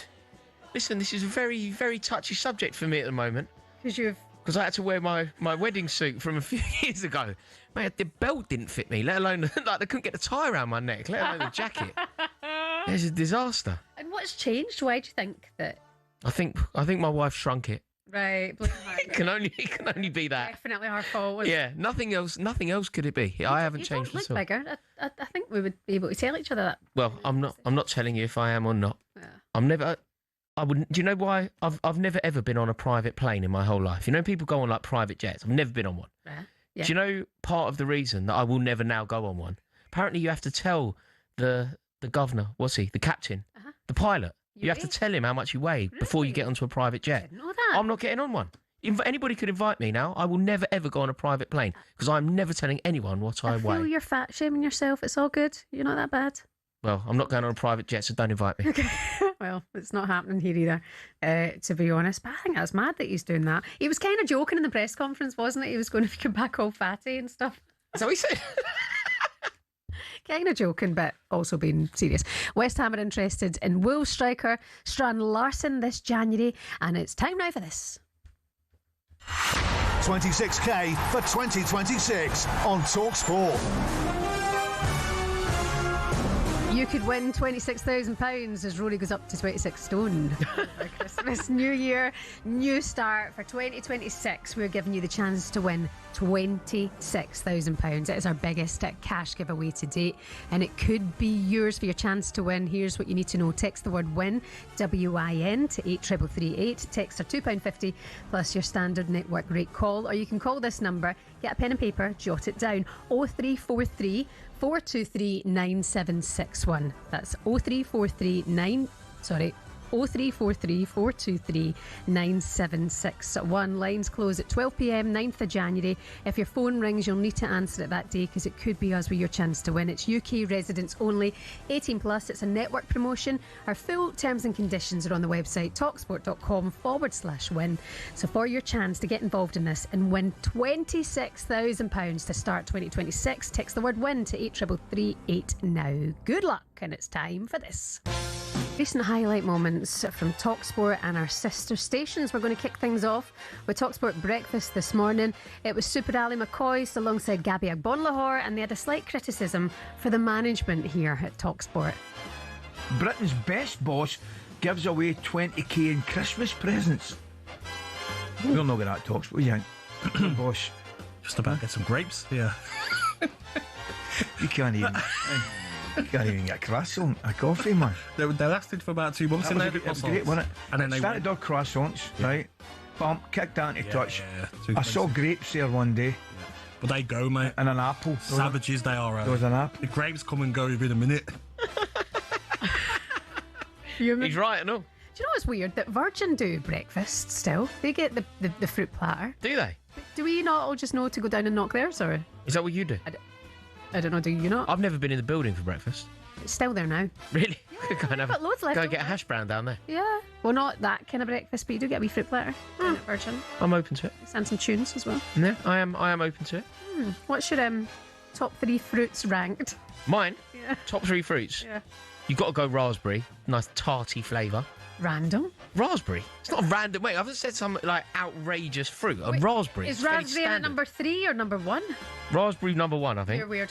Raspberry number 1. Do you know what? I had a kiwi fruit earlier this week, and I just eat a kiwi like it's an apple. Do you eat it My kid couldn't believe it. You're a freak. I just bite into a kiwi. You eat a furry kiwi? Yeah. You don't have to. No. It'd be like peeling an apple. You don't peel an apple, do you? Psychotic. What? An apple skin is... is smooth. You're eating fur. That's like eating Eating what? a barber's floor. What? It's not that bad. Well, look, you're not the only person who reacted like that. My 6-year-old did. Stubbly thing. Just had a bite out of it, and then I'll tell you good fruit. I'll tell you really good fruit. A pomegranate. Again, you're good. You're too big time. Who even eats that? Good for cystitis. Oh, it's cranberry. Or is that? Oh, is it cranberry? It's cranberries. All right, let's go cranberry then. Trust me, I know. That's a killer, that. Right, don't forget Super Ali will be back at 6 o'clock tomorrow with Ray Party Parlour. And I tell you what, on to Weekend Breakfast. Shabana Hearn and big We Don't Need Another Hero Tony Cascarino were joined by the former Liverpool striker Neil Mellor. Legend. And they got onto the topic of dating footballers. Neil, who are these footballers in the DMs then? Name them and shame them. Absolutely no chance, but yeah. All right. So Neil, isn't that funny? You know, a lot of footballers, like yourself and me, and you're dreading them meeting a footballer. It's like you should be like, well, they could earn, have a good life and blah blah. And yet, loads of ex-players are like, well, I'm not so sure about going to dating a footballer. Oh yeah, Shaban, I've got a question for you, right? Which of the ex-pros at talkSPORT come with the most red flags? Oh, good question. Got to be Jamie O'Hara, sorry. It's got to be Jamie in it. Yeah, fair.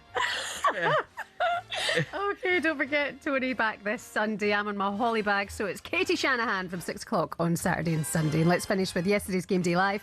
Another incisive point from our chief football correspondent, Alex Crook. VAR looked at it and didn't rule it out. No, sorry, so it isn't inconsistency. I'm talking nonsense. It's absolute consistency. Crookie, I'll blame that on the spectacles. You've got your right glasses on. You know when you start a sentence and you realise halfway through you're talking your way into a cul-de-sac. Are you wearing Arsene Wenger's spectacles there, Crookie? It was a very similar incident, so yeah. Brilliant. Great work, Crook. Oh, that's one for the Christmas bloopers. I love Crookie. He's had a brain fart. God bless him. Who at talkSPORT gets the most amount of stick on air? I think Yeah, I think I could be a front runner here. Can't be far behind you, pal. No, really? Yeah. What, do you get it in the neck? Yes! Really? Yeah. I thought it was like unilateral love for you. Oh, well, tell me more. Yeah. Don't forget Game Day Live returns at 2:30 on Boxing Day. Adrian Durham going around the grounds in the EFL. Of course, you can find all of our shows in the talkSPORT app, where you can swipe between talkSPORT and talkSPORT 2 and all of our other sister stations, so you never miss a moment. It's Drive on talkSPORT. Good evening.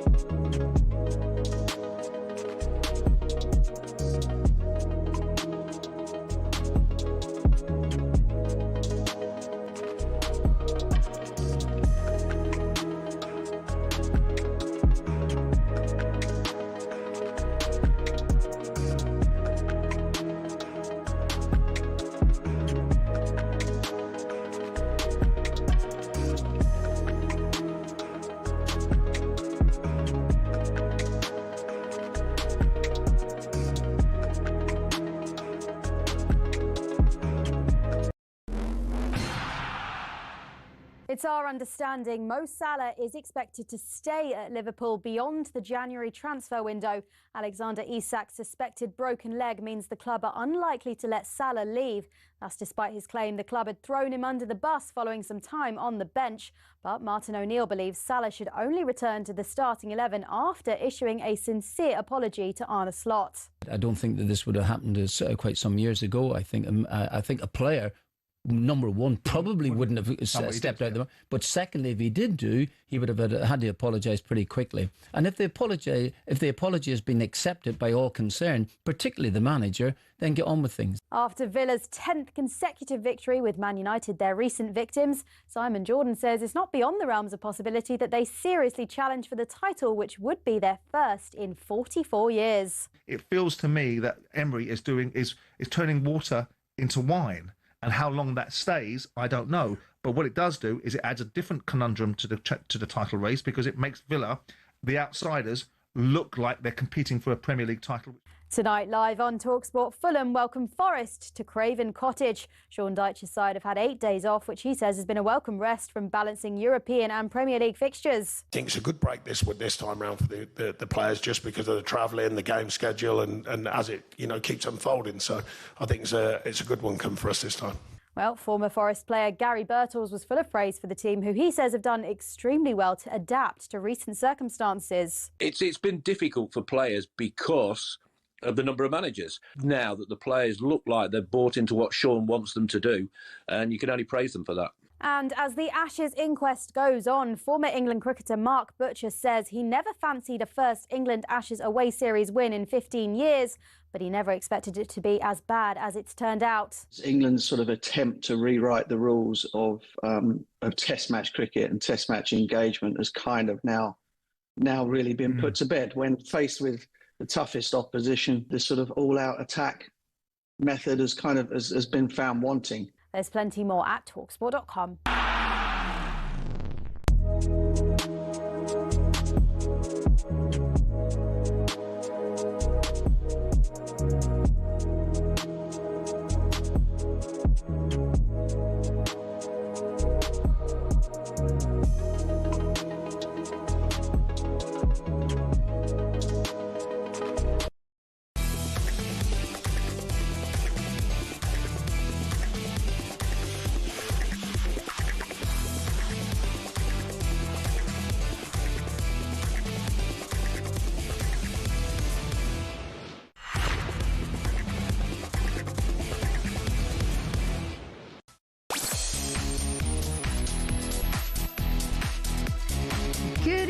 Welcome along to Drive here on talkSPORT. Shabana Hearn and Rory Jennings for one night only, and for Andy and Benty still to come. Rory will be looking back at a dramatic weekend in the Championship with his old mate. We'll talk about that a little bit later. But now the Premier League action keeps on coming this evening, and it's live for you here on talkSPORT.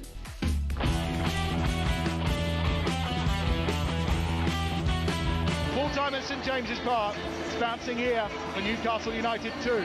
Fulham 1. Difficult one, disappointing the way we lost the game. It's what it is, we lost that game, we have to move on. It's finished Forest 3, Spurs 0. Forest continuing their momentum under Sean Dyche, a 6th win in 8. I only came in to work how I work with my staff.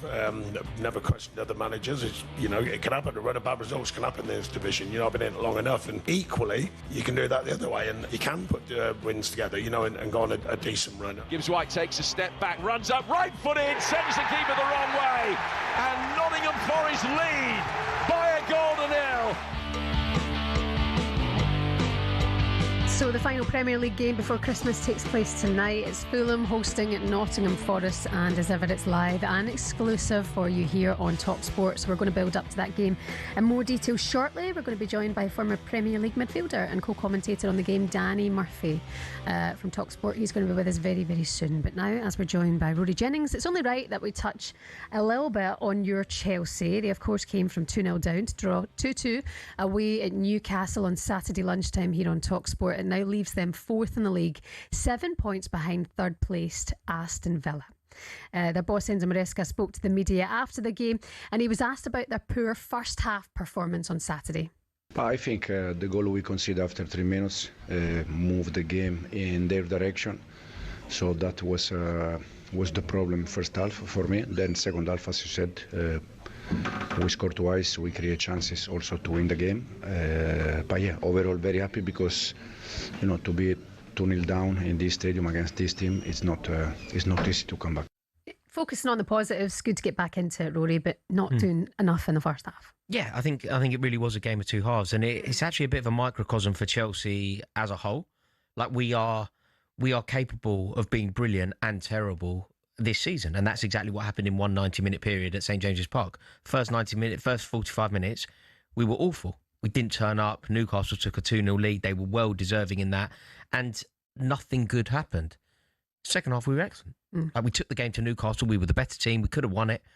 And it just shows you exactly what we are. We are a very unpredictable, inconsistent side. 7 points behind Aston Villa, but it's still not that bad. I mean, you're sitting fourth in the Premier League. Well, it depends what you think the aspiration should be. You're saying it's not bad, which if the aspiration is to finish in the top four, yeah, it's great. If your aspiration is to win the Premier League title, which in my opinion it should be. This season, you think Chelsea should always be. Chelsea's culture changed approximately 30 years ago, when obviously we went 25 years without a trophy from 1971 to 1997. From 1997 onwards, the ambition became to try and win the Premier League. Yeah, but being realistic, looking at that squad this season, do you think you're good enough to win the Premier League? No, of course we're not. Okay. No, of course we're not. But so we're buying. You're doing all right. Well, we're doing. This is what I find very frustrating, because what we have is we have an ownership that are leading us into this conversation. The ownership assembles a squad that is only really capable of finishing fourth, and then people go, well, they're doing as well as the squad can do. Mm-hmm. Like, I'll give you a good example to demonstrate this. I think we should be trying to win the league. We won European silverware last year, uninspiring European silverware, but European silverware nonetheless. We won a trophy in New York City, which again means something, and we finished in the top four. Yeah. We should be using that sort of a season to launch a serious and sustained bid to win the league. And the way that you do that is the summer recruitment. So let's use an example from the summer. Chelsea sold Noni Madueke. Mm-hmm. I think we could have possibly kept him, but we sold Noni Madueke, which I wasn't up in arms about. If you want to win the league, though, what do you do with that money? Yeah. You don't. If you genuinely want to win the league, you probably use that money and you go and you sign Eberechi Eze. What did we do? We sell Madueke and we go and we buy Jamie Gittins. We go and we buy Buonanotte. These aren't players that are ever going to take you to a league title, and that's why you're now saying this, you are fourth in the league, which is kind of where the squad should be. And I agree with you. But the direction that the owners and the sporting directors are taking us in is what I have an issue with. Only thing, though, you're looking at next season with this squad now, with more experience. Next season, I think they look like a team that could challenge. Yeah, but Shaban, this time last year, you'd go, Noni Madueke is part of this Chelsea team. Imagine the player that he is next year. We flip players. We sell them. Yeah. There is no genuine ambition at the club. And, I mean, I think that there's a real issue with the way that Chelsea's being run. Like, if you go to Stamford Bridge, honestly, there is a gentle eroding of everything that I would hold dear. Like Chelsea Football Club, for example, is a name that means an awful lot. It represents an awful lot. It's synonymous with who we are. It's representative of the area. You won't see the word Chelsea written anywhere at Stamford Bridge. There is a rebranding going on. CFC LDN is how we are. We're playing music after we score a goal. Like for years, I'd be going to away games. Every time I remember going to the Reebok, and they used to play, I feel good. Da-da-da. I used to think that was absolutely pathetic. QPR do that pig bag when they score a goal. It's fine for them, but we don't do that. Does the music after a goal being scored really irritate you that much? Yeah, it really does. Funnily enough, I'm sure there was a phone in about this on talkSPORT not too long ago, where the amount of fans got in touch and were like, we want to hear the noise of Stamford Bridge when we score a goal, and they're taking that away from us. But I mean, a lot of stadiums are doing that. No, but they shouldn't be. Like what's great about football stadiums in this country, and look, there is a real problem with the way that atmosphere is. You know, there is a sanitisation of football stadiums that's gone on in this country. There has been a pricing out of young people who are more inclined to make a racket, and that is hateful. But the one good thing, when stadiums make a racket here, they do so in a very organic way. We aren't European ultras. We don't just sing when we're 4-0 down. We don't sing 2 hours before kickoff. There is a natural ebb and a flow to the atmosphere, and it's a beautiful thing. So if you score a last-minute winner and it goes mad against Liverpool, the last thing in the world I want to hear is the Fratellis. Yeah, I know, but when they did score a last-minute winner against Liverpool and your manager went up the touchline, it was absolutely incredible scenes. Did you actually care about the fact they were playing music? No, I'm saying you don't need... What does it add? What does it add? It adds nothing. And if anything, it takes away from the organic noise that will be created. You know, think now you're just finding something to moan about? No, I'm just demonstrating another example. So if you don't see the music as being an issue, do you see CFC LDN as an issue? Yeah. Okay, talk to me then about your manager. He's linked to replacing Pep at Manchester wild. City if he is to be leaving. I mean, I can't get my head around this. I think Enzo Maresca's a decent manager, and he's managing in a decent way. It's the fans sometimes. Because his results. So for every massive performance against Arsenal or huge victory against Barcelona, there is a pitiful defeat at Ellen Road or a pitiful defeat at Stamford Bridge by newly promoted Sunderland. There is a ceiling to how good this guy is, and the fact that Manchester City, I don't think there's anything in this. I really don't. But they would be bonkers to get Maresca. Bonkers. Because Manchester City is an institution that demand excellence from the top down. Everybody associated with that club. If you think he's a decent enough manager and you think Chelsea should be trying to win the title, then why would you sneer it? Oh, I wouldn't want Enzo Maresca as manager, though. At Chelsea? Enzo Maresca deserves to be there now for who we are. No, when Enzo Maresca was appointed, I didn't want him. I wanted Enrique. I wanted somebody with a proven track record of being an elite level manager, not a geezer that we plucked off the bench at Leicester City in the Championship. That's a Championship manager. I wanted somebody who was top tier. Do you still feel that way now? I think he deserves a job at the moment because he did what was asked of him, and like you've said, and this is important. Like you've said, he is doing the job at hand. He has been provided with a squad that is at best top four, and he has got us in the top four. But this is now going to go back to the ownership. Why are we doing that? Why are we settling for top four? Who are you linked to in January? Anyone coming in? No, I mean, I don't think we necessarily need more reinforcements. I think Maresca needs to get the best out of the squad that he's got. You know, we clearly need centre halves. We've got major issue at centre half, but no, I don't expect to see any arrivals. And when we sign players around, what we really need to be doing is going into the transfer market and doing what we did when I was a kid and going and signing a 31-year-old Mark Hughes, a 31-year-old Michael Ballack. Even Thiago Silva was, 36? That's the kind of player that we should be signing. We're going to go and we're going to sign a 19-year-old from Brazil. And then preparing yourself for further down the line, obviously, in a couple of years from now. We're selling these players. We're not really going to reap the rewards. Who's the player then, the experienced player that you would bring in January? The player that I would want a centre half with a proven track record. Look, I would love Chelsea to have signed Donnarumma in goal and Mark Gahey. Yeah. But that's just the way that the sporting directors see football doesn't chime with what I'm saying here. They want young players that they can increase the value of and flip for profit. Gahey could happen. We'll never sign Gahey. We're never ever going to go and sign a player. Like Mark Gahey's England's best centre half, isn't he? Yeah. We are not going to go and spend the money on a player that doesn't have the sell-on value of a player like Mark Gahey. We will sign a 19-year-old who will, in theory, become the next Mark Gahey that we can flip for value. Okay, you're listening to Drive here on talkSPORT. It's 6:15. We're building up to the game tonight. Fulham take on Nottingham Forest. Danny Murphy is there. He's with us next on talkSPORT.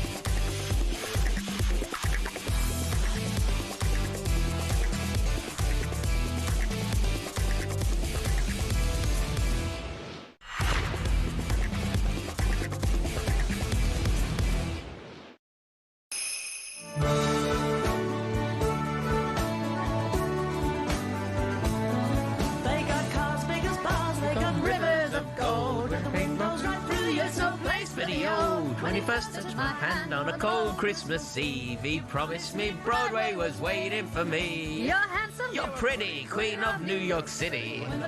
Brilliant, eh? Oh, sorry if we just ruined that for you.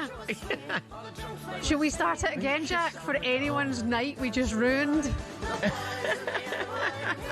People hate people singing on the radio. But do they? Oh, good. Do they? And the bells were ringing out for Christmas Day. Do you know when you go back to when we were younger? Oh, that's it. Clean cut. Wow.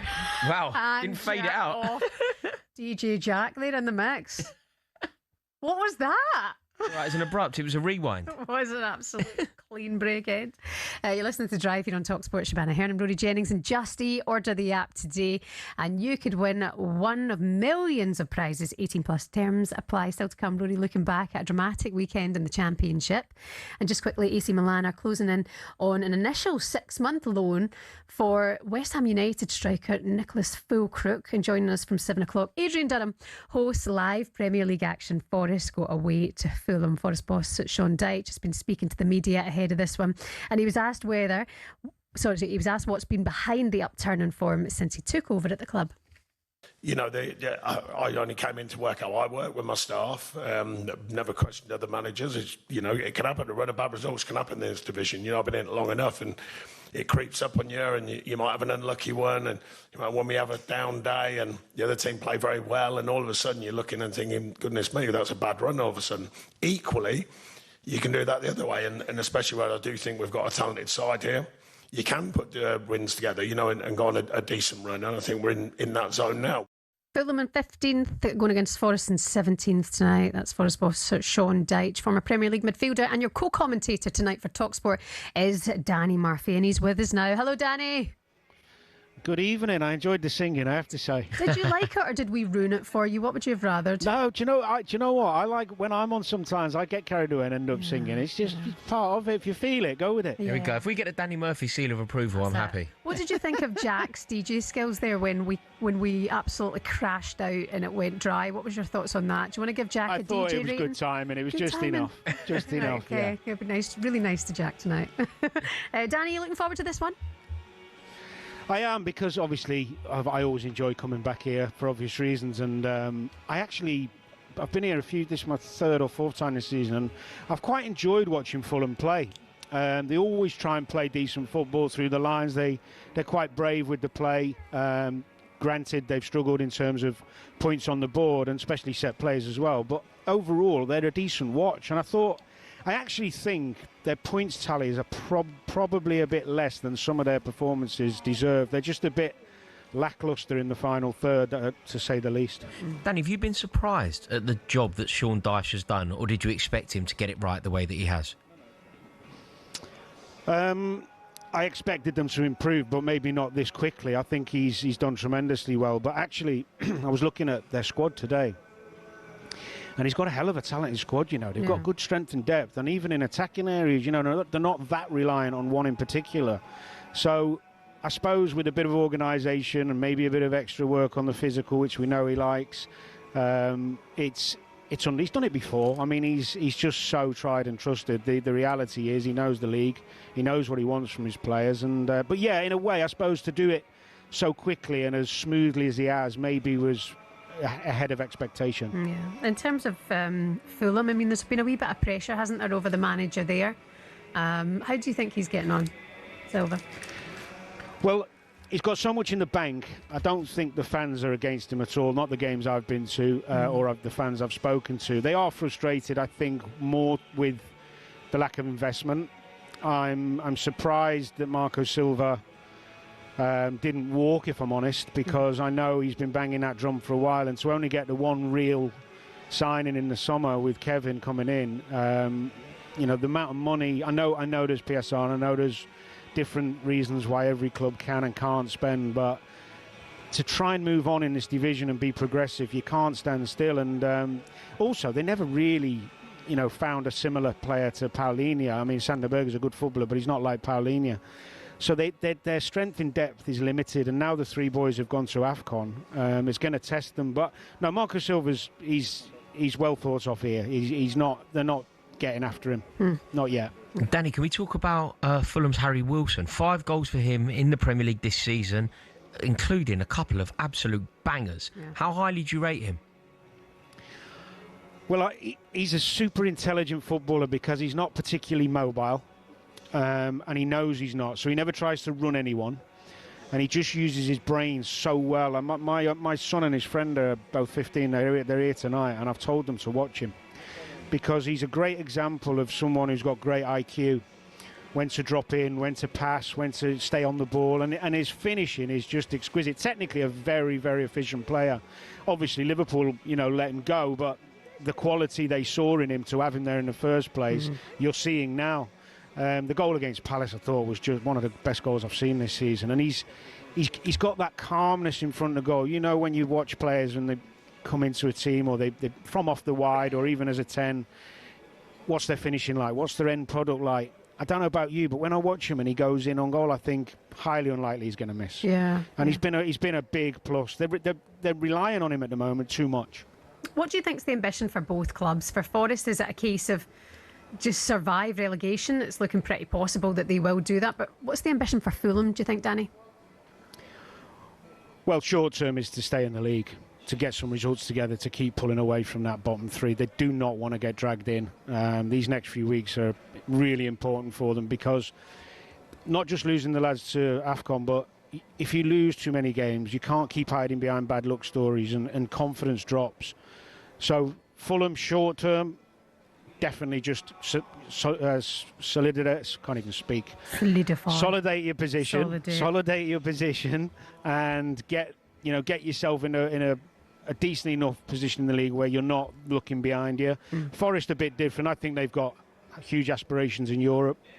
Obviously, the owners expressed that. They've got a squad where they can rotate a bit in the Prem. I think Forest are absolutely fine in terms of the Premier League survival now after the run they've been on. So, yeah, I think for Forest probably a more positive outlook than Fulham, especially after conceding that last-minute goal Fulham did at Newcastle to knock them out of the cup.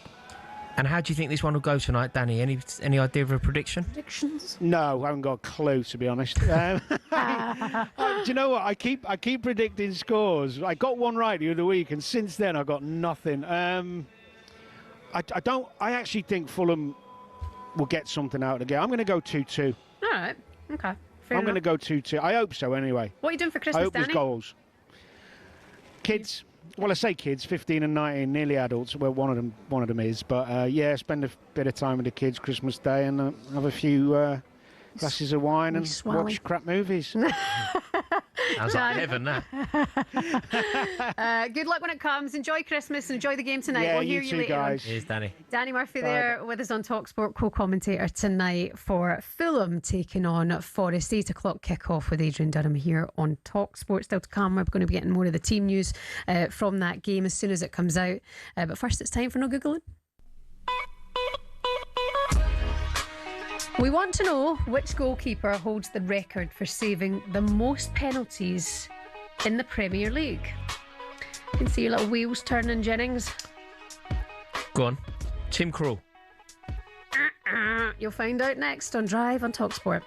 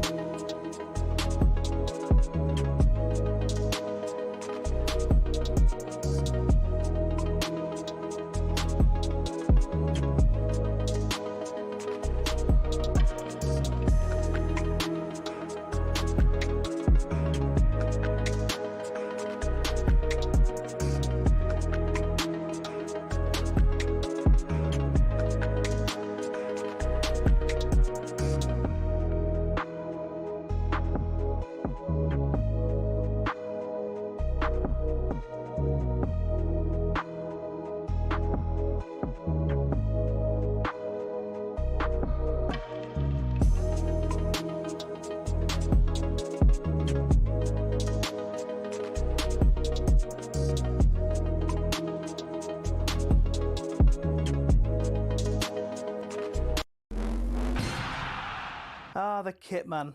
One of the most important cogs in a football club's machine. But it's not just laundry and hanging up shirts in dressing rooms. Oh no. It's hours of dedication and a real love of the game. Every club does it slightly differently, but ultimately the kitman's the guy washing the training gear, repairing holes, cleaning boots, and that's before they even think about the match day. The day before a home game, a kitman will already be at the stadium making sure the kit is ready to be laid out, and if anything needs doing in terms of printing, stitching, cleaning, it gets done. On the day, the kitmen are almost the first ones there in the morning.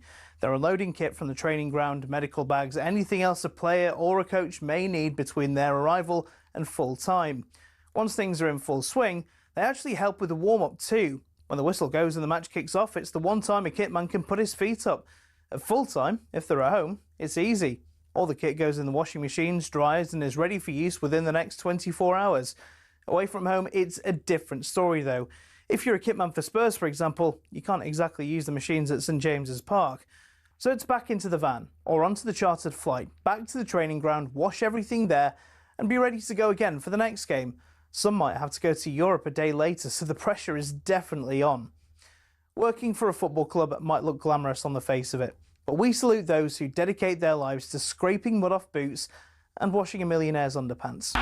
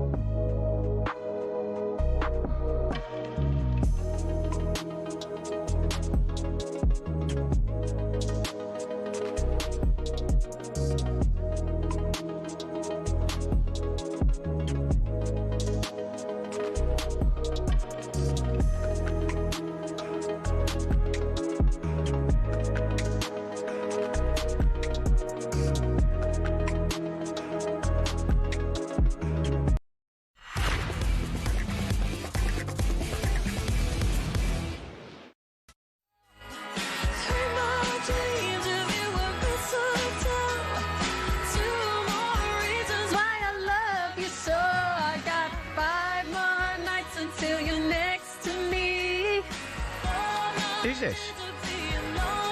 X Factor. X Factor. Alexandra Burke. No. That's Leon Lewis. Yes. It's a good song. Underrated Christmas song, isn't it?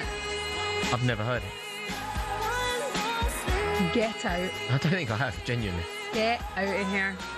How much of the Christmas shopping have you done this year, by the way? I've done it all. It's in the green room. Done it all today. Had a really proactive day. Everyone's sorted. Been down the West End. It's been horrible. Has Victoria requested a gift? Yeah, I get very strict instructions. Oh, really? Yeah, very strict. Jamie brought me in flowers today. I thought it was quite cute. Brought you flowers? Yeah. Wow, what a man. Yeah, it's quite cute. What a guy. You've done well there. That's Christmas sorted then. Yeah. Means he's not thought about the gift, but I don't want anything. Flowers were lovely, actually. Still to come, we're going to be getting the team news for Fulham against Forest live on talkSPORT tonight, 8 o'clock kick-off. But first, we did no Googling. We asked you which goalkeeper holds the record for saving the most penalties in the Premier League. You guessed Tim Krul. Jaskalainen. No. You kick yourself. Go on. David James. David James? 13 penalties. Oh, I would have never got that. Yeah. I would have thought that he wouldn't have been the answer to that question, really. Wow. Good evening, David. He's with us next on Drive. Just kidding, you're listening to Drive here on talkSPORT. Coming up at 7 o'clock, Adrian Durham hosts Premier League football. Forest go to Fulham. Team news on the way for you very, very soon. But now, let's get an update on the darts with Village Hotels. PDC World Darts Championship update on talkSPORT with Village Hotels. Hit the bullseye this New Year's Eve. Party at one of our New Year's Eve events. 34 locations across the UK. Find out more at villagehotels.com. So the results from this afternoon: Rasma won, Clemons won, Deutsch won, Ricky Evans got a win as well. James Wade, we were watching that one earlier on, he's out, lost to Ricky Evans. And of course there's an evening session tonight which can be live for you here on the talkSPORT app. I think that's where Goldstein's gone tonight. He's gone to the darts, hasn't he? Has he? Yeah, he's actually dogged work to go to the darts. Yeah, you can understand that though, this time of year. To be fair, yeah. I'd love to go. It's on the bucket list. Have you been? I've been a couple of times, yeah, it's great. I went as a Smurf. That makes sense. You didn't have to then get the costume written? No, I just had to paint myself blue. Just went exactly as I am, just painting myself blue. How'd that work out for you? Yeah, it'd be the last time I ever do fancy dress. It's not for me. But it was a good night. Good night. Evening session tonight. Luke Humphreys is in action against Paul Lim. Nathan Aspinall, of course, against Leonard Gates as well. All of the updates coming for you here on talkSPORT, and you can listen to every session over on talkSPORT 2. There were also a couple of big stories to come out of yesterday's action. Former world champ Gerwyn Price was knocked out 3-0 by Dutchman Wesley Plazier. Luke Littler, meanwhile, made it through to the third round, and the biggest story of yesterday perhaps came after Joe Cullen was knocked out in the second round before accusing his opponent of cheating. Crazy times. Cullen claimed that Siljevic was deliberately playing slowly to disrupt the flow of the game. That sounds like football, doesn't it? He always plays slow. Gamesmanship and dark arts are a big thing in football. Do you ever see that coming in to the likes of? We're seeing it in like golf and all that now as well, aren't we? Yeah, I think it's good. I like a little bit of needle. I like a little bit of spy, edge of it. Yeah, you want it. You want it. But then you also want to play a good, honest game. You can do both, though. Can you? Yeah. Yeah, you can do both. You can use the dark arts in a spirited way. Is playing slowly cheating? No, I don't think so. Yeah, you're just disrupting the flow. Yeah, exactly. Is that cheating? Disrupting the flow? No, I don't think it's cheating. I think it's disrupting the flow. I think it's slightly different. It would be like changing. You know, if you win the toss at a football match, yeah, make sure that the home team don't shoot the way that they want to shoot. Make sure that they shoot towards their home fans in the first half. Just disrupts it. Just make it more awkward. It's all going the darts. Every session is live for you over on talkSPORT 2. If you haven't already, treat yourself this Christmas to the talkSPORT app. It's free on your app store. You can swipe across to talkSPORT 2 and get all of the action there. That was all thanks to Village Hotels. PDC World Darts Championship update on talkSPORT with Village Hotels. Hit the bullseye this New Year's Eve. Party at one of our New Year's Eve events. 34 locations across the UK. Find out more at villagehotels.com.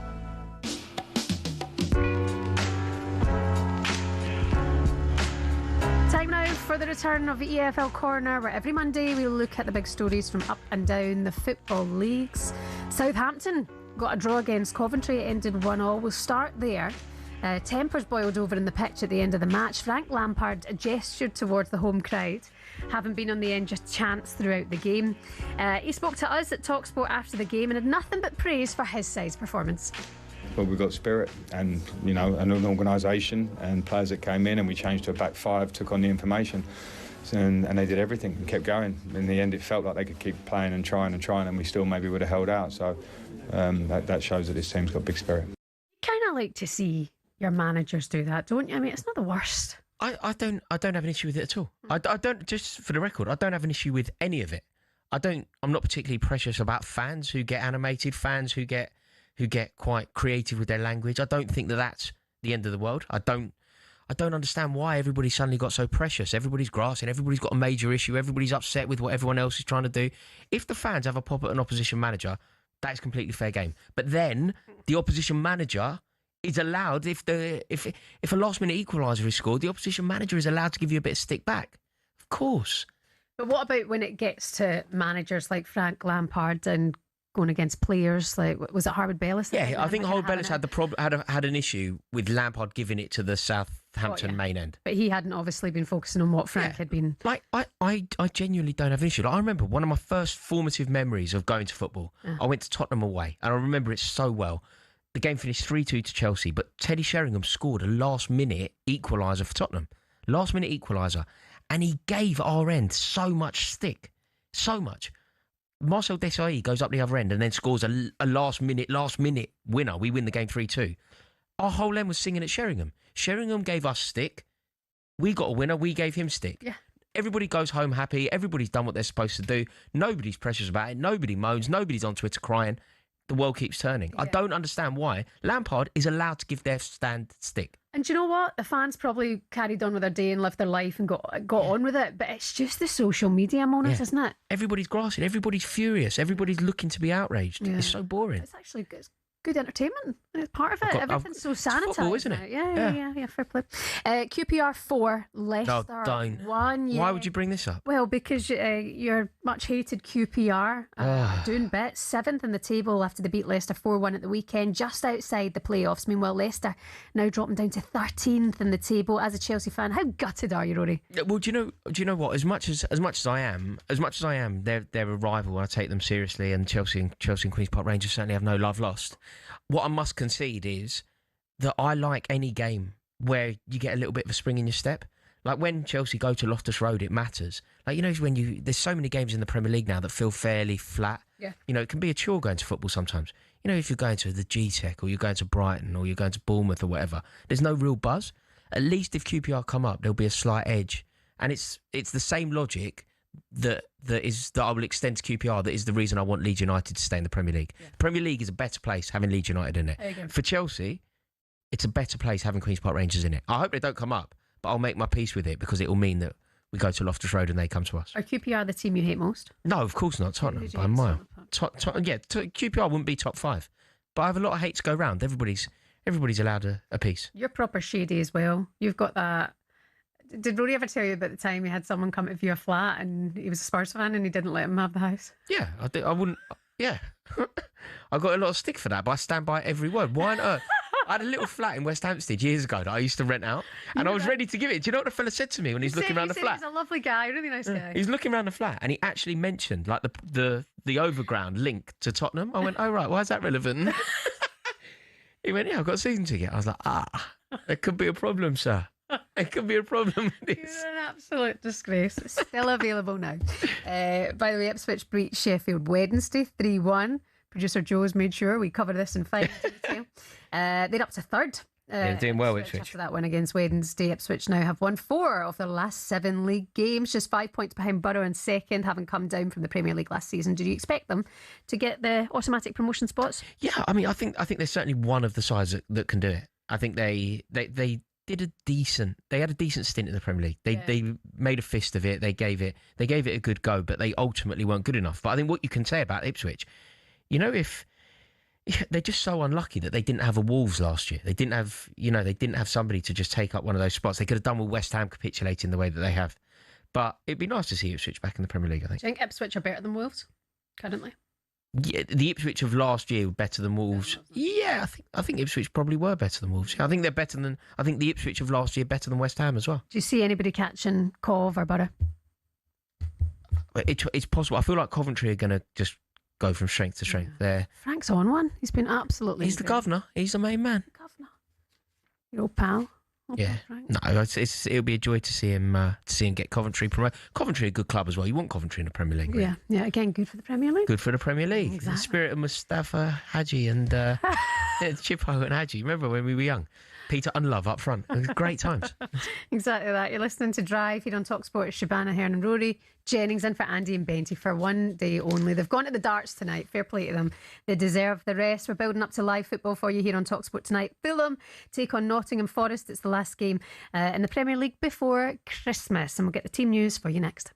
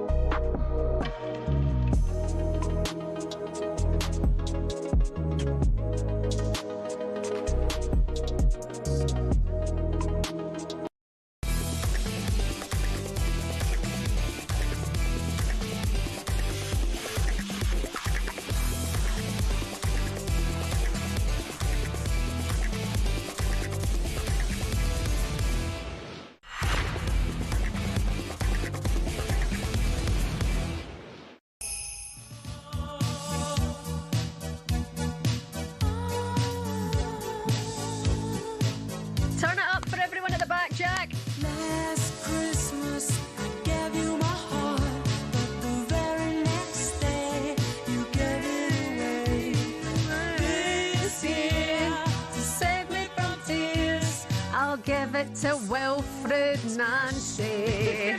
Nancy. Good evening, you're listening to Drive here on talkSPORT with Shabana Hearn and Rory Jennings for one night only. We're in for Andy and Benty. We're here with Just Eat. Right now, millions of prizes to be won, from Champions League final tickets to £1,000 cash when you place an order on the Just Eat app. 18 plus terms apply. This is it. It's the best Christmas song of all time. Certainly up there, top 3, no doubt. Your kid's singing this. It's Clementine singing.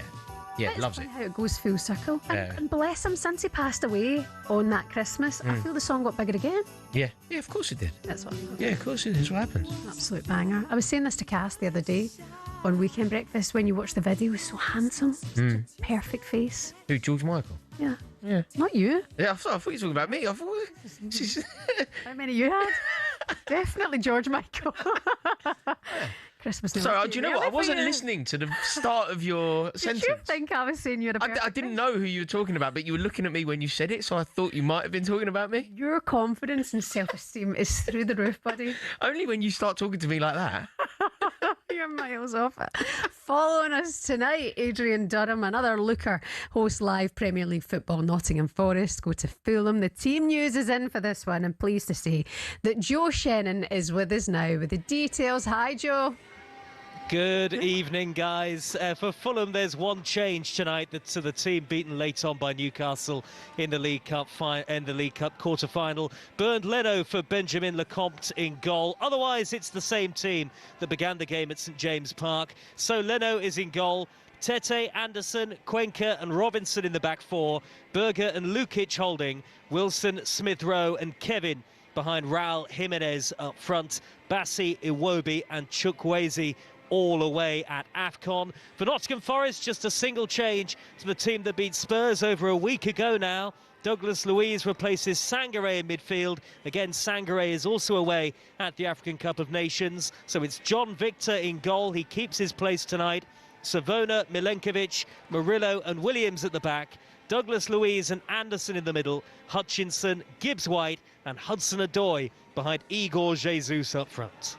Oh, Shannon, thank you very much. Joe, just before we let you go, what's the best Christmas song of all time?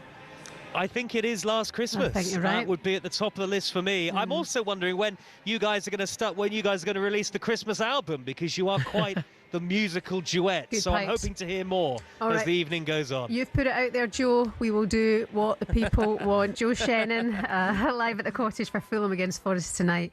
Adrian Durham here in the next 10 minutes to take over, taking you through to kick-off at 8 o'clock tonight. It's also AFCON action tonight as well. Rory, we're going to go and speak to the Moose now, because he is going to preview Egypt versus Zimbabwe. Hello, Moose. How you doing?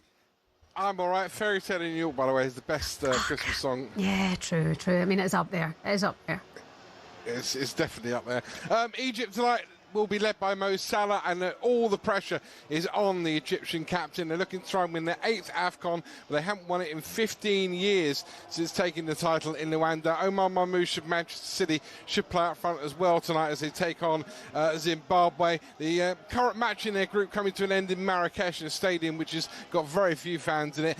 South Africa lead Angola 2-1. Burnley's Lyle Foster scores what looks like the winning goal there, and Leicester's Patson Daka earlier got a last-minute equaliser for Zambia in their match against Mali. But all eyes tonight on Mo Salah, the Liverpool and Egypt, well, not Liverpool captain, the Egypt captain, hoping to lead the Pharaohs to yet another AFCON victory, and all eyes on him after, of course, recently his troubles on Merseyside. It kicks off at 8 o'clock. Bless you, Moose. Thank you. Merry Christmas when it comes. Same to you guys. Speak to you soon. Ian the Moose Abrahams there. Rory, we understand here at talkSPORT on the subject of Mo Salah that he will not be leaving Liverpool this January. That's following Alexander Isak's injury. Still nothing there confirmation-wise from Liverpool, but it sounds like it's either a break or a fracture. So probably ruling him out for the end of the season anyway. Yeah, it's a real shame. It's a sickener for Alexander Isak. Scores a good goal, scores a second Premier League goal of the season, links up with Florian Wirtz, tucks it away beautifully. And then that ridiculously hefty challenge comes in from Van der Ven, and it feels like it's potentially all over. So yeah, you are absolutely right to link this to Salah. I don't think Liverpool were going to let him go anyway. I don't think it was in their interest to let him go anyway. Like, if Liverpool's season is to turn around, if they're to somehow change the trajectory and get some success out of this season, I feel like they need Mohamed Salah in the side, even when he's off form. I appreciate that some would say that he doesn't deserve a place in the team, but if you don't support Liverpool, you're more scared of Liverpool with Salah in the side. Yeah. Do you think he can refind that for him? I mean, possibly not to the level that he did this time last year. Like, this time last year, we were having conversations about him winning a Ballon d'Or. I don't think Salah will necessarily find that form again, and I mean, he most certainly won't find the form that he demonstrated under Jurgen Klopp. You know, when he was at his sort of eviscerating best, when he was charging down the wing. That's first season, or even the season where they got to the Champions League 2019. That was season. I thought he was just unbelievable. Yeah. So no, I don't think we'll see either of those two versions, and you can have a debate about which version of Salah is the best version. But let's say it goes Liverpool's way. They find a bit of form. They are still in the Champions League, and they're competing for the league title, even though they could be 10 points off it, 8 points off it when Salah gets back. I think that he could potentially be vital for them. Like, if they are to lift the European Cup in Budapest, Salah will play an instrumental part in that, surely. You can see it as well how much that would matter the same for his teammates, because when he did come on, when everything was put right and the apology happened, and not the apology, him and Arne Slot had their conversation and put things behind them and moved on. He's back in the squad. He came on, didn't he, after like 22 minutes or something, and all players are looking at him, like they're looking to him, they're playing to him. Like, you can tell that everyone will move on. Now it's up to Salah to. Yeah, I think surely, like, let's say Liverpool end up, and it's not difficult to envisage this. You think about their rich history in Europe. They are the Premier League, England's representative of Europe. You know, ridiculous track record. Let's say that they end up in the quarterfinals of the European Cup and they're playing away at the Bernabeu. Obviously, they're a better team with Mohamed Salah in the side.